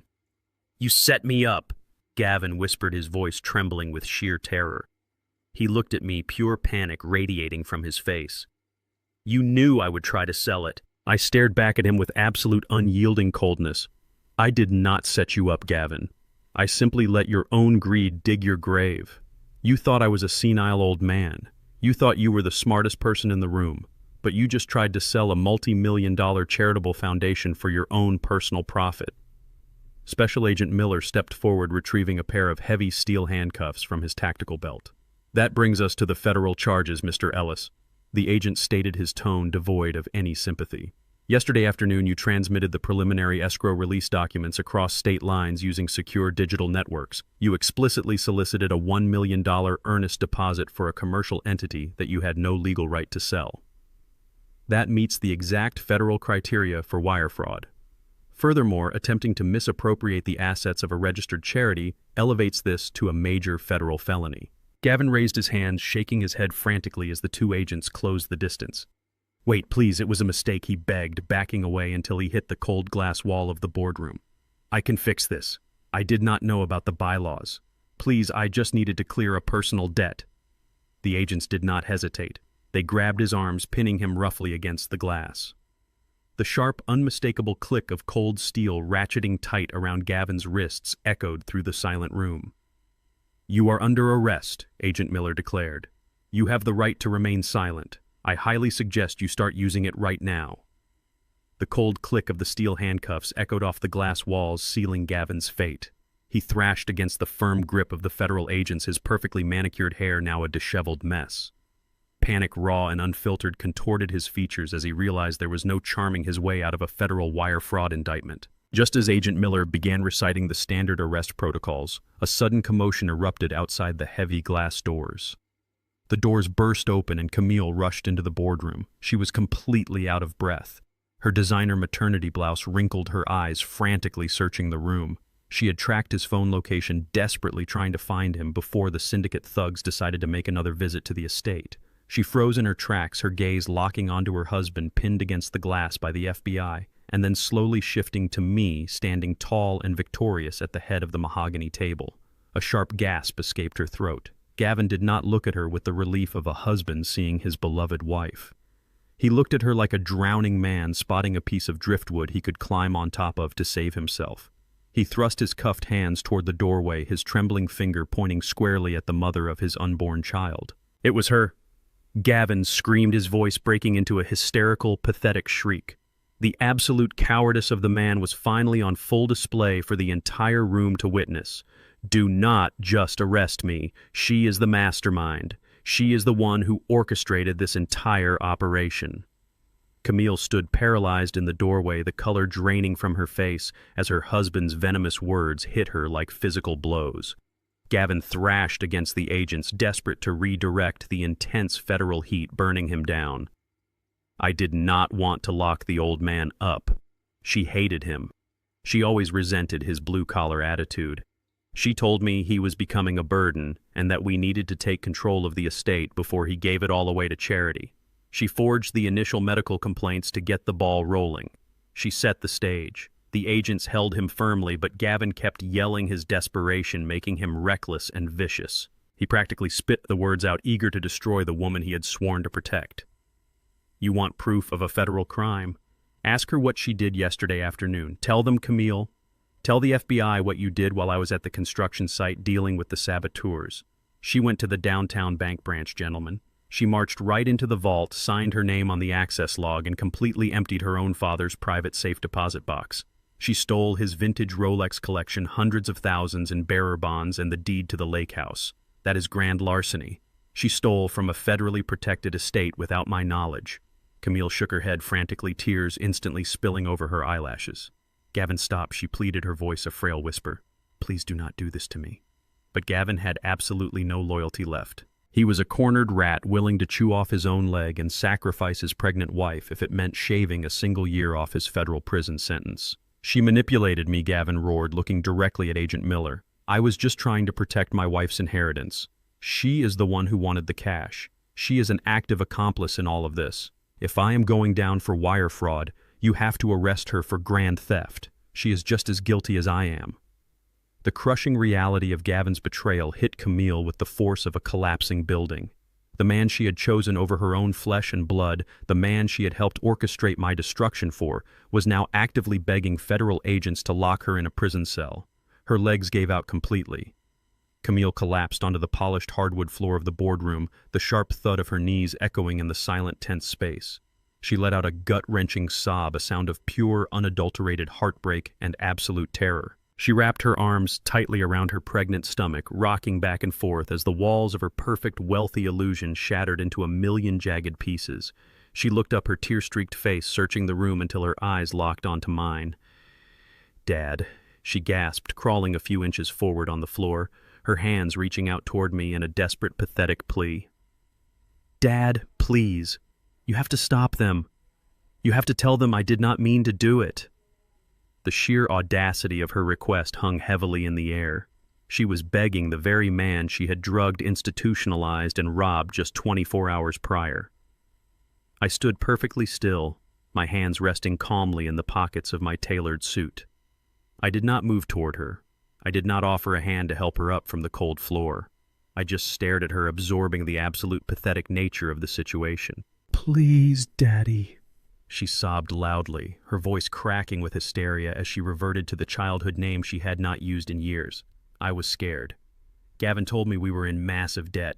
He told me the syndicate men were going to kill us if we did not get the cash immediately. I only took the things from the vault because I thought it would save my baby. I thought I was protecting my family. You have to protect me now. I am your daughter. You cannot let me go to federal prison. I will lose everything. I will lose my child in the system. She looked frantically at Vincent as if my lawyer might suddenly show mercy, but Vincent remained a statue. "Please call off your lawyers," Camille wailed, returning her frantic gaze to me. "Tell the FBI I had permission to take the bonds. Tell them Mom would have wanted you to forgive me. Tell them it was a massive misunderstanding. I will give everything back right now, I promise. I will never ask you for another dime. I will do whatever you want. Just do not let them put me in handcuffs. I cannot go to jail." Vincent stood silently beside me, his face an unreadable mask of professional detachment. The federal agents watched the dramatic scene unfold, waiting for my reaction before stepping in to read her rights. Camille was trembling violently now, her makeup running down her face in dark, messy streaks, her expensive designer clothes stained with her own tears and the dust of the floor. She looked up at me with the desperate, pleading eyes of the little girl I used to carry on my shoulders. But I no longer saw my little girl. I only saw a greedy, ruthless woman who had willingly handed the knife to my executioner. I looked down at my daughter, my expression as cold and unyielding as a solid block of ice.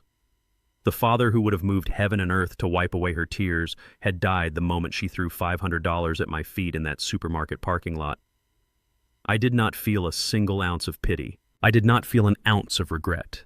I only felt the absolute clarity of a man who had finally excised a toxic tumor from his life. "I taught you how to work hard." "Camille," I said, my voice echoing through the room with a chilling, quiet authority.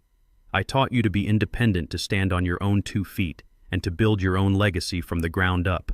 I did not teach you to steal from your own family." The finality of my words struck her like a physical blow. She let out a loud, agonizing wail, burying her face in her hands as the truth of her impending ruin washed over her completely. I did not wait for the FBI to place her in handcuffs. I turned my back on her, adjusted my suit jacket, and walked out of the boardroom without looking back. The air inside the federal courthouse was thick and suffocating, buzzing with the heavy electric tension of a high-profile white-collar criminal trial. I sat rigidly at the prosecution table right next to Vincent Torres, my tailored charcoal suit immaculate, my posture unyielding. Across the polished mahogany aisle sat Gavin.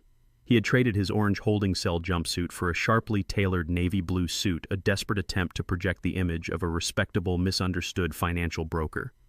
Beside him sat his lead defense attorney, Arthur Sterling. Sterling was a notorious $3,000 an hour legal shark known throughout Texas for his ruthless ability to manipulate juries and twist the truth until it was entirely unrecognizable. The trial for elder abuse, federal wire fraud, and grand larceny was officially underway, and the stakes could not have been higher. The oak-paneled room felt like a pressure cooker.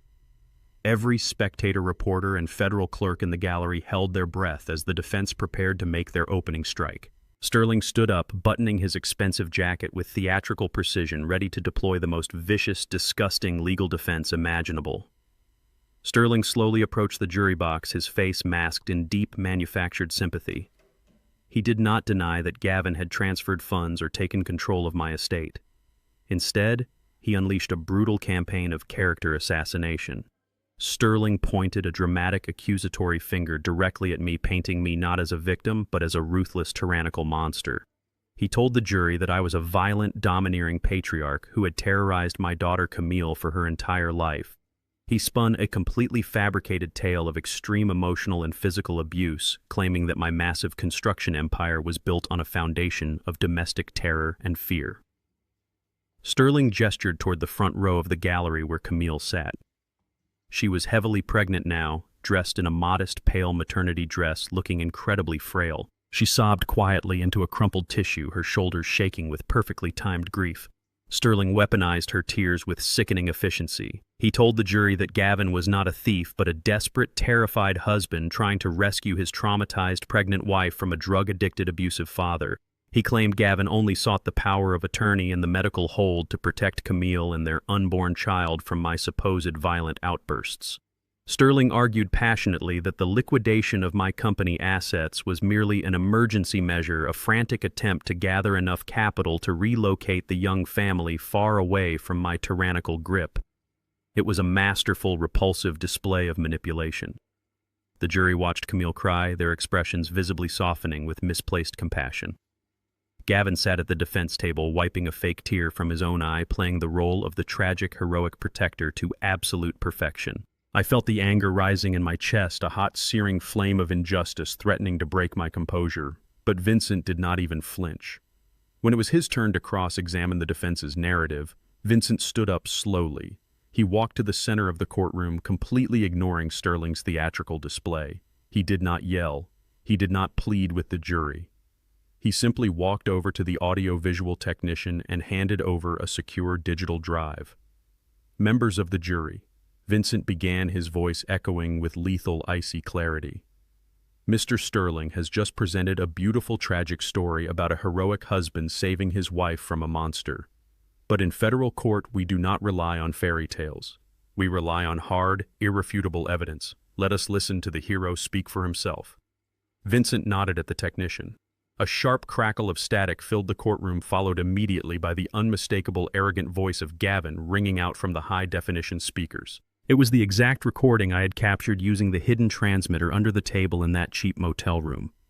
Gavin's recorded voice boomed across the silent courtroom. "Of course your mind is a fog, you stupid old bastard. I gave you those pills, Tyrone." The jury gasped in unison. The recording continued, every single syllable a devastating strike against the defense's fabricated narrative. I took those standard prescription bottles and I personally swapped them out. I was feeding you double the maximum legal dose of high-grade opioids every single day. I watched you swallow them. I watched you turn into a drooling, compliant zombie. I needed you addicted. I needed you incompetent. How else was I going to convince Camille that her big, strong father belonged in a psychiatric lockdown? The audio played Gavin brutally bragging about stealing my company, stealing my house, and openly mocking my physical pain. The entire courtroom sat in paralyzed, horrified shock. The fabricated image of the protective husband instantly evaporated completely, replaced by the chilling reality of a cold-blooded, calculating sociopath. Arthur Sterling turned entirely pale, his sophisticated legal strategy collapsing into a pile of worthless ash right in front of his eyes. Gavin sank into his chair, the fake tears vanishing, replaced by a look of naked, cornered panic. Vincent paused the recording and turned to the jury with a hard, unforgiving stare. "That is not the voice of a rescuer," Vincent stated firmly. "That is the voice of a predator." The atmosphere in the room shifted dramatically, the heavy tension breaking into a flurry of shocked whispers from the gallery. The prosecution had completely shattered the defense's opening gambit. The lead prosecuting attorney then stood up from his desk, adjusting his glasses and addressing the judge. "Your Honor, the prosecution calls our next witness to the stand," he announced clearly. "We call Dr. Marcus Arris." A heavy murmur swept through the courtroom as the thick wooden doors at the back of the hall swung open. Dr. Arris walked down the center aisle wearing a sharply tailored suit, though he looked visibly sweating and physically uncomfortable under the harsh fluorescent lights. I glanced over at the defense table. Surprisingly, the sheer panic that had just gripped Gavin suddenly disappeared. As Dr. Arris approached the witness stand and placed his hand on the Bible to take the oath, Gavin leaned back in his leather chair, crossing his arms over his chest. A slow, arrogant, triumphant smirk spread across his face. Gavin firmly believed he still held the ultimate winning card in his hand. He was absolutely convinced that the $50,000 in untraceable cash he had handed Arris in that underground casino had bought the doctor's permanent, unwavering loyalty. He thought Arris was about to commit perjury on the federal stand to validate the fraudulent medical evaluation and save them both from prison. Gavin smiled at me across the aisle, looking incredibly smug, entirely unaware of the catastrophic, inescapable trap he was about to step into. Dr. Marcus Arris took his seat in the wooden witness box, the heavy leather creaking under his weight. The confident, flashy concierge physician I remembered from the rehabilitation clinic was entirely gone. He looked like a man walking to his own execution. Heavy beads of cold sweat gathered on his forehead, rolling down his temples and soaking the crisp collar of his expensive dress shirt. He gripped the edges of the witness stand so tightly his knuckles turned completely white. Across the aisle, Gavin shifted in his chair, his arrogant smirk faltering for the very first time. Gavin leaned forward, trying to catch the doctor's eye, desperately attempting to silently assert his dominance and remind Arris of their secret arrangement. But Arris refused to look at him. Arris stared straight ahead at the federal prosecutor, his chest rising and falling with rapid, panicked breaths. The entire courtroom fell into a dead silence, the tension wrapping around the room like a heavy iron chain. Gavin's high-priced defense attorney, Arthur Sterling, narrowed his eyes, sensing the immediate shift in the atmosphere. The smug confidence that had radiated from the defense table just moments ago evaporated into a thick, suffocating cloud of impending doom. I sat next to Vincent, my posture perfectly straight, watching the illusion of my son-in-law's untouchable power begin to fracture. The federal prosecutor approached the podium, holding a thick manila folder tightly in his hands. Dr. Arris, the prosecutor, began, his voice ringing with absolute authority. "Did you conduct a legitimate psychiatric and medical evaluation of Tyrone Ellis before signing the involuntary conservatorship documents?" Arris swallowed hard, his throat clicking audibly in the quiet room. He leaned into the microphone, his voice shaking so badly he could barely form the words. "No, sir, I did not. I fabricated the entire medical report at the direct request of his son-in-law, Gavin." A collective gasp rippled through the packed gallery. Gavin shot up from his chair, his face twisting into a mask of pure fury, but Sterling yanked him back down by his suit jacket. The prosecutor opened the folder and extracted a thick stack of financial documents. "Dr. Arris, why would a licensed medical professional risk federal prison to write a fraudulent psychiatric hold?" Arris wiped the sweat from his brow with a trembling hand, his eyes darting toward the federal agent standing by the door. "Because I was heavily indebted to an underground gambling syndicate. I owed $400,000. Gavin knew about my debts. He approached me and offered me a lifeline, $50,000 in untraceable cash up front, and the promise of a lucrative medical director position once he liquidated his father-in-law's company." The prosecutor walked over to the evidence table and displayed a series of blown-up bank statements and offshore routing records on the large digital monitor for the jury to see. Arris meticulously detailed exactly how the transaction took place. He handed over every single piece of correspondence, every encrypted text message, and the exact financial logs showing how he deposited the underground cash into a shell account to pay off his syndicate enforcers. Gavin sat paralyzed, his mouth hanging open in absolute disbelief. He had firmly believed his cash bribe was untraceable. He had no idea that Vincent Torres had outmaneuvered him completely. Vincent had spent the entire weekend coordinating with Agent Miller and the FBI White-Collar Division. They had approached Dr. Aris in secret, presenting him with the high-definition video footage from the underground casino. They offered the disgraced doctor a brutal, uncompromising ultimatum. He could either face 20 years in a federal penitentiary for criminal conspiracy, medical fraud, and elder abuse, or he could accept a strict non-prosecution immunity agreement in exchange for handing over every shred of evidence against Gavin.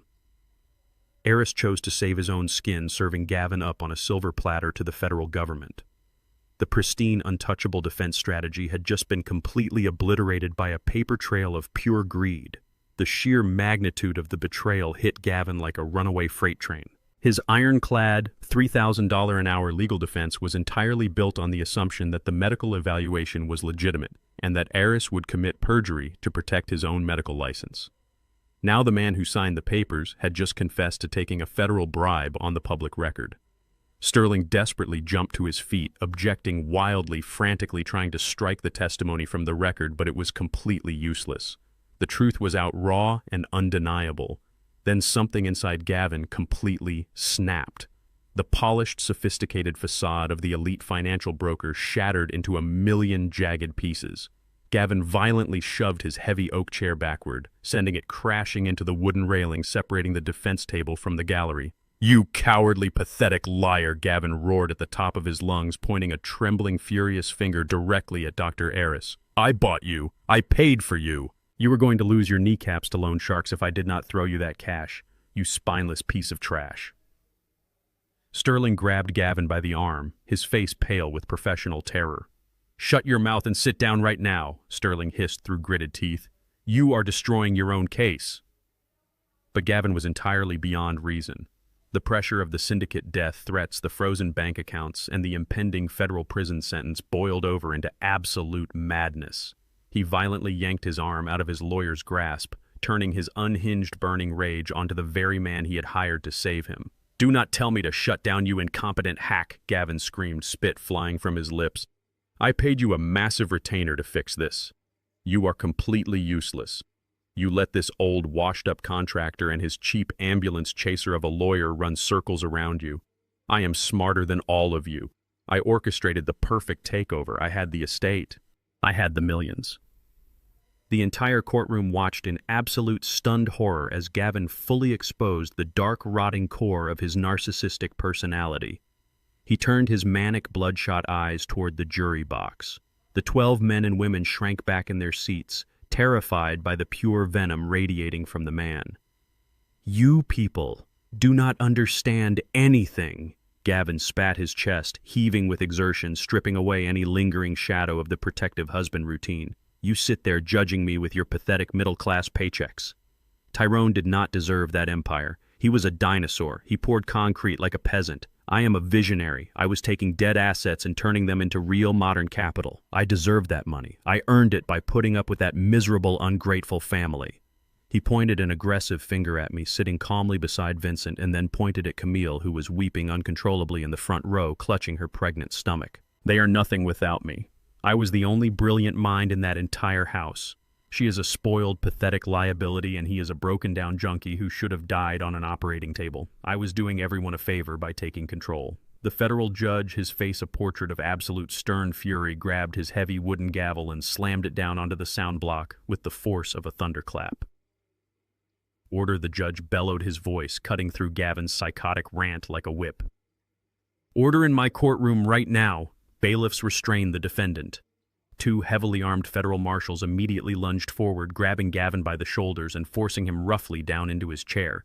Gavin continued to thrash and curse, his suit jacket torn, his expensive silk tie skewed, looking exactly like the raving, dangerous lunatic he had tried so desperately to convince the world I was. The judge glared down from the high bench, his eyes narrowed with profound disgust. "I have heard absolutely enough," the judge declared, his authoritative voice silencing the shocked murmurs in the gallery instantly. The jury has heard the evidence, the confessions, and this unprecedented, disgraceful display of absolute contempt for this court. The defense will rest its case immediately, and we will proceed directly to the final phase. The courtroom held its collective breath. The heavy, suffocating silence returned thick with monumental anticipation. The jury stood up, their faces pale and resolute, preparing to deliberate and deliver the final verdict that would forever seal the destiny of the monster who tried to steal my life. The jury did not even need a full hour. When they filed back into the jury box, their faces were carved from stone. The foreperson handed the folded slip of paper to the bailiff, who passed it up to the judge. The heavy silence in the courtroom felt almost physical. The judge unfolded the paper, adjusted his glasses, and looked down at Gavin with absolute, unwavering contempt. "Will the defendant please rise?" the judge commanded. Gavin stood up, his knees visibly shaking, the arrogant fire completely extinguished from his eyes. On the charges of federal wire fraud, medical bribery, grand larceny, and the severe premeditated abuse of an elderly dependent. This jury finds the defendant guilty on all counts. A collective breath was released in the gallery. The judge did not waste a single second. "Gavin, your actions represent the most repulsive form of greed and manipulation I have seen in my career. You weaponized the medical system and exploited a man who trusted you. Therefore, I sentence you to 15 years in a maximum security federal penitentiary without the possibility of parole. You will serve every single day of that sentence." The gavel slammed down, echoing like a gunshot. 15 years. The number hung in the air, a definitive, inescapable reality. The reality of a decade and a half behind bars slammed into Gavin. The last remnants of his polished corporate broker persona shattered, leaving nothing but a pathetic, terrified coward.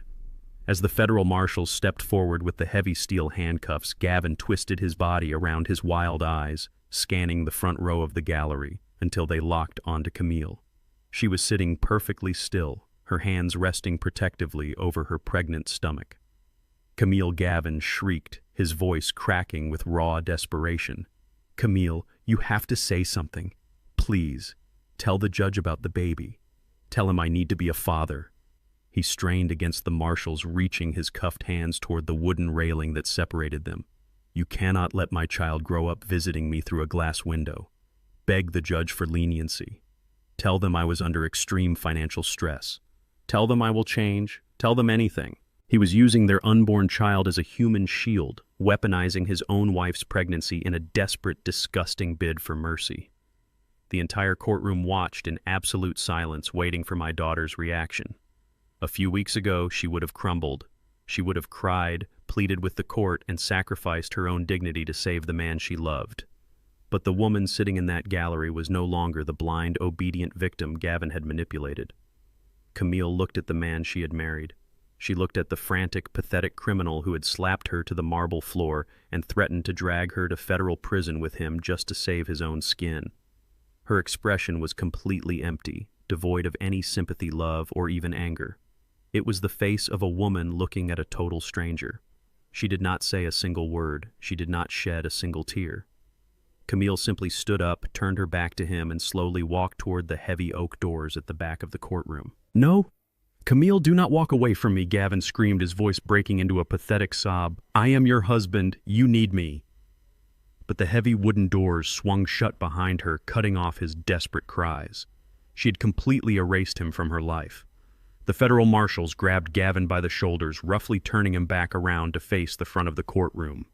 "Let us go," the taller marshal commanded, shoving Gavin toward the side exit that led directly to the holding cells. Gavin stumbled, his legs weak, his chest heaving with panicked sobs. He had lost his wife, his freedom, and his completely fabricated empire in a matter of hours. But the absolute worst was yet to come. As the marshals dragged him down the center aisle, Gavin frantically looked around the crowded gallery, perhaps hoping to find a single sympathetic face. Instead, his bloodshot eyes locked onto the back row of the courtroom. Sitting quietly in the shadows near the exit were two large, imposing men wearing ill-fitting dark jackets. They had not moved or made a single sound for the entire duration of the trial. They were the syndicate enforcers, the brutal collectors to whom Gavin owed $3 million in evaporated cryptocurrency debt. The taller enforcer, the man with the scarred face and dead hollow eyes who had stood on my front porch just days ago, leaned forward slightly. He did not say a word. He simply caught Gavin's eye, raised a thick, calloused finger to his own temple, and mimicked the motion of a gun firing. Then a slow, terrifying, predatory smile spread across the enforcer's scarred face. He gave Gavin a subtle, casual two-finger salute, a silent promise that their business was far from over. The realization hit Gavin with the crushing force of a freight train. The offshore syndicate did not care about federal prison sentences. They did not care about the Department of Justice. Prison was not a sanctuary for Gavin. It was a locked cage. He was about to be thrown into a maximum security federal penitentiary surrounded by inmates who would gladly sell their services to an outside syndicate for a few $100s. He had nowhere to run, nowhere to hide, and absolutely no money left to buy his own protection. The blood completely drained from Gavin's face, leaving him a chalky, sickly white. His knees gave out entirely. The marshals had to physically carry him the rest of the way, dragging his limp, terrified body through the side doors. His pathetic, muffled cries echoed down the concrete hallway until the heavy steel door slammed shut behind him, sealing his terrifying fate. The syndicate was waiting for him, and his 15-year sentence was about to become a daily, agonizing fight for absolute survival. The judge banged his gavel one final time, officially adjourning the court. The heavy tension in the room finally broke, replaced by the collective chatter of reporters and relieved spectators. Vincent stood up, buttoning his tailored suit jacket, a look of profound satisfaction on his face. "We did it, Tyrone," Vincent said, extending a firm hand.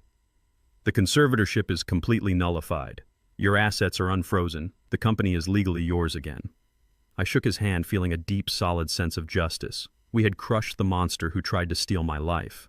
But as we walked out of the courthouse and into the bright Texas sunlight, Vincent handed me a thick black leather folder containing the latest forensic audits of my business. I opened the file, my eyes scanning the harsh, undeniable numbers. Gavin was gone, but the damage he had inflicted in such a short time was catastrophic. The commercial contracts had been sabotaged, the massive leverage debt still lingered over our equipment, and my top foremen were completely alienated. The empire I had spent 40 years building was legally mine again, but it was currently a smoking, chaotic ruin. I had won the war, but the battlefield was completely destroyed. I drove my heavy truck onto the main lot of Ellis Construction early the next morning. The vibrant, chaotic symphony of rumbling diesel engines, shouting foremen, and grinding steel that had defined my daily life for 40 years was completely absent. The heavy machinery sat idle in the yard, collecting a thick, depressing layer of Texas dust. I unlocked the front doors of the main administrative building and stepped inside. The air felt incredibly stale and abandoned. Gavin had aggressively fired my senior staff and alienated the rest of the workforce, leaving behind nothing but a hollow, silent shell of the empire I had painstakingly built. The office desks were cluttered with unpaid commercial invoices and harsh, threatening notices from furious suppliers. The cheap, inexperienced scab crew Gavin had tried to bring in to replace my loyal men had fled the very moment their first paychecks bounced. The entire operation was paralyzed. I walked slowly into my private corner office, running a calloused hand over my scarred oak desk. The framed photographs of my early building projects hung slightly crooked on the wall, looking as if a violent hurricane had ripped through the room and left the structural framing entirely bare. Gavin truly thought he could run this massive enterprise from a sterile spreadsheet, completely blind to the harsh reality that this company ran solely on the blood, sweat, and loyalty of the men who poured its concrete foundations. I did not waste a single second mourning the mess. I picked up the heavy desk phone and immediately started making calls. I called Xavier, Dom, and Brian, the core foremen who had executed the brilliant synchronized sabotage that ultimately saved this company from a hostile corporate buyout. I told them to spread the word to every single man and woman on our original payroll. Within 2 hours, the main lot began to fill with life again. Pickup trucks rolled aggressively through the front gates, kicking up clouds of dirt as the people who had built this city alongside me returned to their rightful place. They gathered in the massive open-air equipment bay, their faces a complex mixture of deep exhaustion, profound relief, and cautious hope. I stood up on the elevated concrete loading dock, looking out at the sea of battered hard hats, reflective safety vests, and calloused hands. These were my brothers. I cleared my throat, my voice echoing powerfully across the cavernous bay. 2 months ago, a ruthless con artist who never worked a hard day in his life tried to steal what we built, I announced, making direct eye contact with the hardened veteran standing in the front row. He thought he could evaluate our entire worth on a printed piece of paper. He thought because our boots were covered in mud and our hands were rough, we were easily disposable. He was dead wrong. He forgot that the men who pour the foundation are the exact same men who know how to bring the whole building down. A low, vibrating murmur of fierce agreement rippled through the large crowd. Dom crossed his massive, muscular arms, a proud, defiant smile breaking across his weathered face. "We did not just build corporate skyscrapers and commercial lots," I continued, my voice rising with absolute, unwavering conviction. "We built a permanent brotherhood of self-respect. No arrogant, predatory financial broker can ever take away the pure dignity of an honest day of labor. We bleed for our families, we sweat to secure our future, and we stand our ground like a brick wall when thieves try to rob us of our legacy." Gavin is sitting in a tiny federal prison cell right now, specifically because he vastly underestimated the sheer unstoppable force of working-class loyalty. The equipment might be stalled right now and the financial ledgers might be deep in the red, but the true, unbreakable foundation of Ellis Construction is standing right here in this room. And we are going to rebuild this empire brick by brick, much stronger and far more resilient than it ever was. The equipment bay instantly erupted into a thunderous, echoing applause. Hard hats were raised triumphantly in the air, and the heavy metallic clanking of steel wrenches banging against iron beams filled the massive space. But I was not just there to offer them empty motivational words. I had spent the entire previous night consulting with Vincent Torres to legally restructure the permanent future of this enterprise. I held up a thick stack of manila folders, instantly quieting the cheering room. When I started this company 40 years ago, I made the critical mistake of keeping the absolute control isolated at the very top, I said, stepping down from the loading dock and walking directly into the center of the crowd. I honestly thought I was protecting it. But true, impenetrable protection comes from shared ownership. I walked straight over to Dom, my master of heavy machinery operations. I handed him the very first folder. "Dom, you are no longer just the chief site foreman," I declared loud enough for everyone to hear. "Effective immediately, you are the vice president of operations. Your base salary is officially doubled, and this folder contains the legal transfer of a 5% equity stake in Ellis Construction."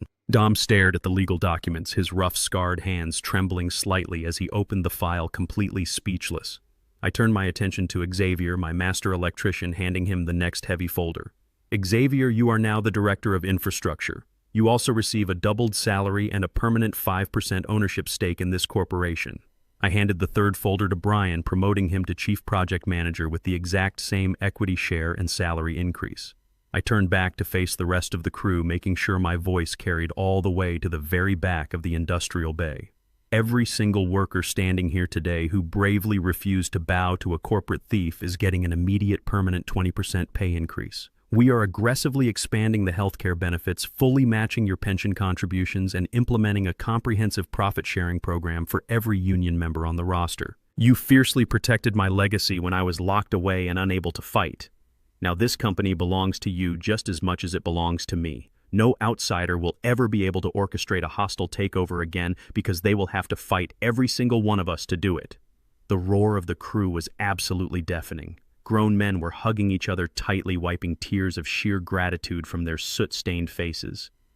Xavier pulled me into a fierce, bone-crushing embrace, patting my back with heavy, loyal strikes. The dark, suffocating cloud that Gavin had brought down upon my company vanished entirely in that profound moment. The powerful pulse of the operation returned instantly. Within minutes, the massive diesel engines roared back to life, filling the air with the smell of exhaust, and the heavy machinery rolled proudly out of the lot to reclaim our active job sites. The empire was alive again, fueled by something much stronger and far more enduring than corporate greed. I walked back into my administrative office, leaving the revitalized, productive roar of the construction yard behind me. The heavy, crushing burden of the past few weeks finally felt like it was fully lifting off my chest.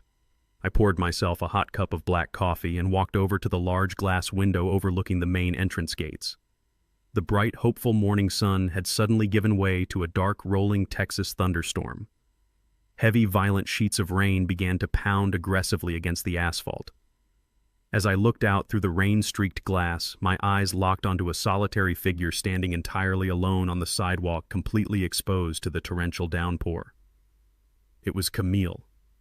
She was standing just outside the wrought iron gates, soaked to the bone, her ruined designer maternity clothes clinging pathetically to her shivering frame. She had one hand resting protectively over her swollen pregnant belly and the other gripping the broken strap of a cheap overstuffed duffel bag. She had lost her luxurious stolen mansion. Her fraudulent husband was locked in a maximum security federal cage. Her personal bank accounts were completely seized by aggressive civil lawsuits. She had absolutely no money, no friends left to manipulate, and no place left to go.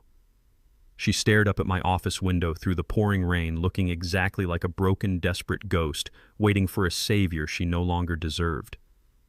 I watched Camille shivering in the torrential Texas downpour outside the iron gates of my company. A few weeks ago, the sight of my pregnant daughter standing in the freezing rain would have broken my heart into a million pieces. I would have rushed out, wrapped her in my coat, and brought her inside to fix whatever crisis she had stumbled into. But the father who did those things was dead buried under the heavy, suffocating weight of her ultimate betrayal. I picked up a large black umbrella from the corner of my executive office and walked slowly down the stairs. I did not buzz her through the pedestrian gate. Instead, I walked out to my heavy-duty truck, started the roaring diesel engine, and drove deliberately toward the exit. As the heavy iron gate slowly swung open, Camille stepped forward, raising her trembling hand to flag me down. I rolled down my window just enough to be heard over the aggressive pounding rain. "I am not having this conversation here," I said, my voice cutting through the storm with absolute icy detachment. "Meet me at the organic supermarket parking lot on 5th Street in exactly 30 minutes.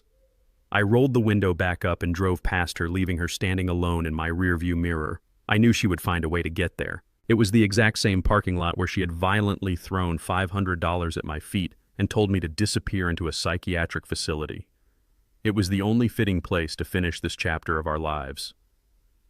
I parked my truck in the far corner of the supermarket lot, the heavy rain hammering relentlessly against the metal roof. The sky above Austin was an unforgiving, bruised gray, matching the exact atmosphere of our shattered relationship.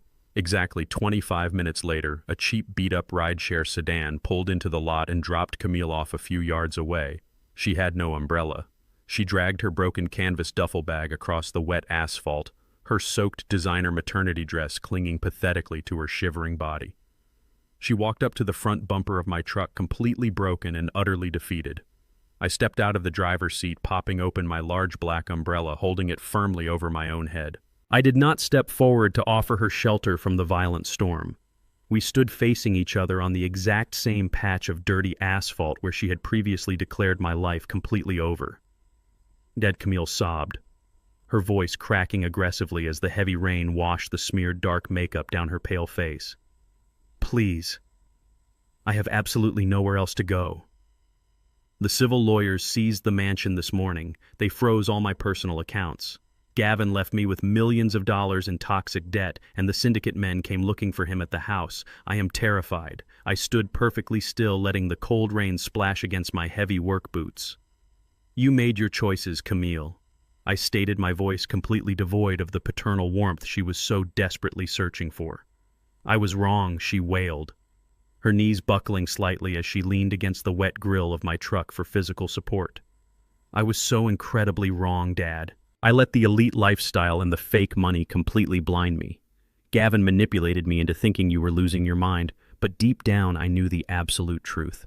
I just did not want to lose the social status. I did not want to lose the image of a perfect, wealthy life. I threw away the only man in this entire world who actually loved me unconditionally. I betrayed a great, hard-working father for a cheap corporate fraud, and now I have lost absolutely everything. I am so sorry. I am so incredibly sorry for what I did to you. Please, Dad, I am begging you. Forgive me. Let me come home." Her tears were completely genuine. I could see the absolute crushing weight of true remorse breaking her spirit right in front of my eyes. She was not just crying because she was broke, hungry, and homeless. She was crying because the profound, horrifying realization of her own monstrous greed had finally caught up to her. She had willingly destroyed a sacred family bond, and the crushing guilt was eating her alive. A tiny, lingering fragment of my soul wanted to reach out to pull my crying daughter into a warm, protective embrace and tell her that everything would somehow be okay. But I immediately forcefully silenced that weakness. True love requires unyielding boundaries. True love requires harsh, permanent consequences. If I simply bailed her out and brought her back into the absolute comfort of my wealth, the brutal lesson would instantly evaporate. She would never learn how to survive on her own merit, and she would never truly respect the value of an honest dollar. I did not open my arms. I did not step forward to offer her a hug. I maintained a strict physical and emotional distance, standing firm like a brick wall under the heavy rain. I reached into the inside breast pocket of my tailored suit jacket and pulled out a thick, sealed, waterproof envelope. I stepped forward and placed it flat onto the wet hood of my truck, sliding it directly in front of her trembling, rain-soaked hands. "I forgave you the very moment I walked out of that federal courthouse, Camille," I said, my voice steady and completely unwavering. "Carrying toxic hatred for my own flesh and blood is a burden I absolutely refuse to bear. But forgiveness does not mean a magical erasure of consequences. Trust is a building. Once you detonate the foundation, you cannot just tape the drywall back together and pretend it is safe to live inside. You made a conscious, calculated choice to steal my legacy. Now you have to build your own." Camille stared down at the sealed envelope on the hood, her chest heaving with heavy, agonizing sobs. "What is this?" she whispered, her voice barely audible over the roaring storm. "Inside that envelope is a certified cashier's check for exactly $5,000, I explained with absolute clinical detachment. "There is also a signed 12-month lease agreement for a small one-bedroom apartment on the industrial south side of town and the physical key to the front door. The rent is fully paid for 1 entire year. You have a safe, clean roof over your head and enough seed money to buy groceries and basic baby supplies. My grandchild will absolutely not starve, and my grandchild will not be born on the dangerous streets. I am securing the innocent child's immediate physical safety. But let me make this perfectly clear to you right now." I leaned forward slightly, making sure she caught every single syllable of my final absolute decree. "You are officially legally removed from the Loretta Ellis Trust. You are no longer the primary heir to my construction empire, and you will never receive another dime of my personal wealth. I am changing my last will and testament tomorrow morning. You aggressively wanted to be a modern, independent woman who understood how the real corporate world works. This is the real world. You have a 1-year head start. Go get a job. Go build a real career. Go make your own living." Camille stared at the waterproof envelope sitting on the wet metal hood of my truck. The absolute crushing magnitude of my final words crashed down upon her, completely shattering any lingering foolish hope that she could simply cry her way back into my luxurious estate. She was not returning to a multi-million-dollar mansion. She was not returning to designer clothes, private country clubs, or exotic luxury cars. She was returning to the absolute bottom of the socioeconomic ladder entirely by her own doing. She slowly reached out with a trembling, rain-soaked hand and picked up the heavy envelope. She gripped it tightly against her chest, lowering her head in a silent, deeply painful gesture of total submission. She did not argue.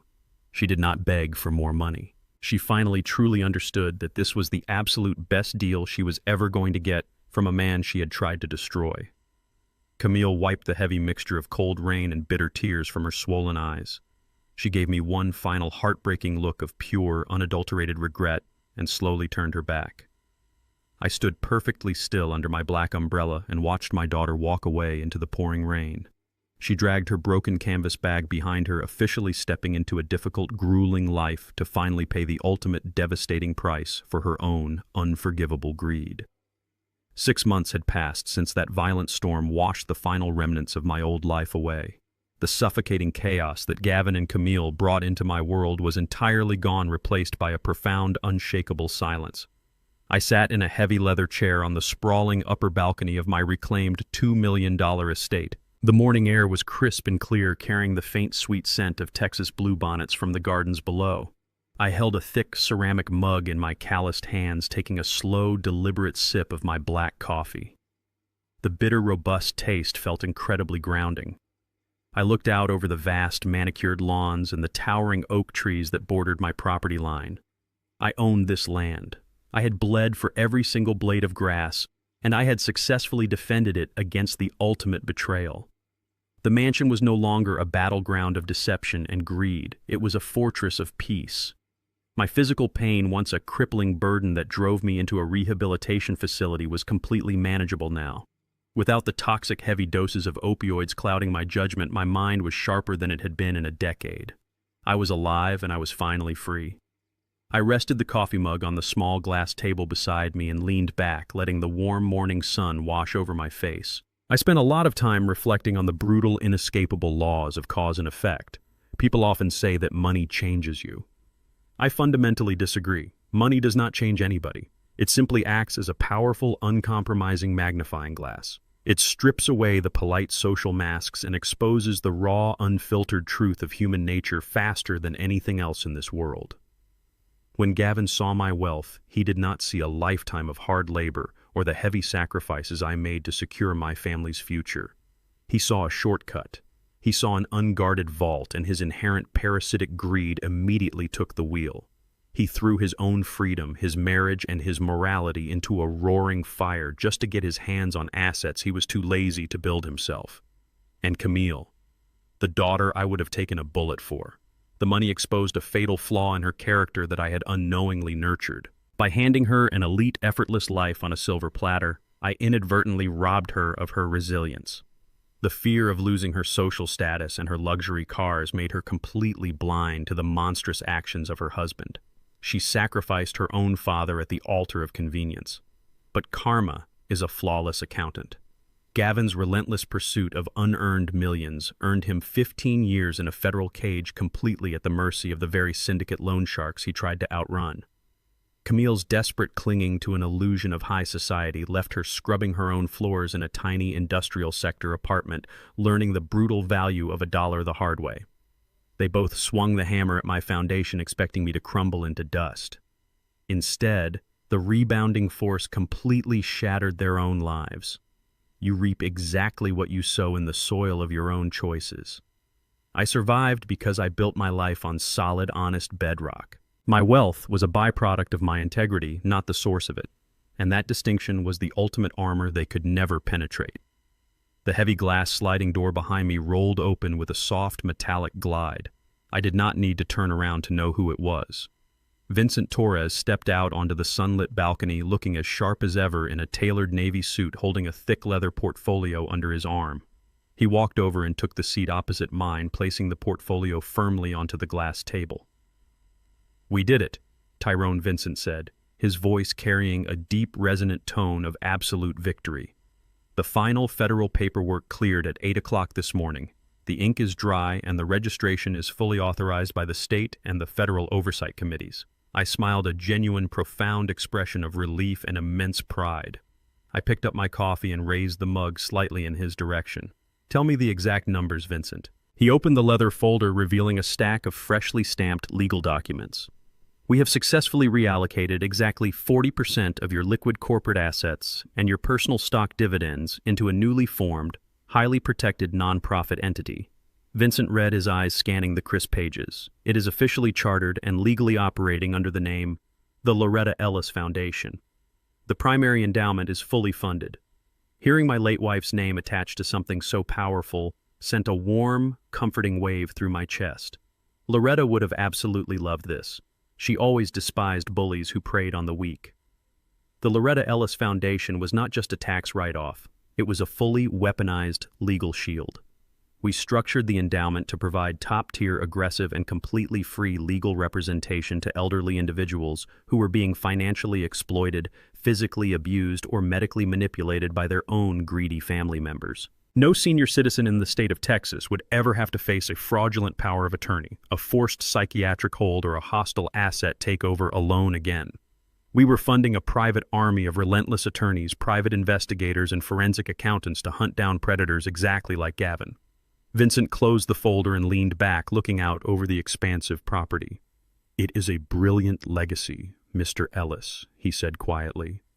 "You are taking the worst experience of your life and using it to permanently destroy the very system that allowed it to happen." I looked at Vincent, studying the sharp, determined features of the brilliant corporate lawyer sitting across from me. "It is not just my legacy, Vincent," I replied softly. "It is yours too. None of this happens if you do not pull up in front of that rehabilitation center in your black Mercedes. I would be walking down a dusty highway with $50 in my pocket right now." Vincent shook his head, a rare, highly emotional smile breaking across his stoic face. "And I would still be sleeping in a freezing, beat-up Honda Civic if a tough construction boss did not let me crash on his office couch 26 years ago," Vincent countered. You handed a starving, desperate college kid $400 and told him to use his brain instead of a shovel. You planted a tiny seed of kindness in the year 2000, Tyrone. It took a couple of decades to grow, but when the storm hit, that seed had grown into a massive oak tree ready to provide you with absolute shelter. The morning shifted seamlessly into a long, productive afternoon, and eventually the sky above Austin began to transition into a brilliant, fiery sunset. Vibrant streaks of burnt orange, deep violet, and liquid gold painted the horizon, casting a warm, luminous glow over my entire estate. Vincent had left hours ago to begin prosecuting our very first foundation case, leaving me alone with the quiet, majestic beauty of the fading day. I stood up from my chair and walked to the edge of the balcony, resting my hands on the cool stone railing. I smiled, feeling a profound, absolute sense of contentment radiating deep within my bones. The brutal war for my life had taught me the ultimate, undeniable lesson. Evil thrives on silence, manipulation, and the illusion of power. But the absolute truth is an unstoppable force of nature. It cuts through the darkest lies and shatters the most elaborate scams. You can lose your money, you can lose your property, and you can even lose the people you thought loved you. But as long as you fiercely guard your self-respect, you will never truly be defeated. I looked out at the fading sun, ready to face whatever tomorrow would bring. Because a man armed with the truth and a community of genuine humanity can rebuild his empire from absolute zero time and time again. If there is one final truth this entire ordeal etched into my soul, it is that blood does not automatically make you family, and shared DNA is never an excuse to endure abuse. For decades, I blindly believed that handing my daughter the world on a silver platter was the ultimate act of paternal love. I was completely wrong. True love requires the sheer courage to say no, the strength to set unbreakable boundaries, and the profound wisdom to walk away from anyone who views your kindness as a weakness to be exploited. Real family is built solely on mutual respect, unwavering loyalty, and actions that can withstand the heaviest storms. Let me know in the comments below if you have ever had to cut ties with a toxic family member to protect your own peace. And do not forget to like and subscribe for more stories of survival and ultimate justice.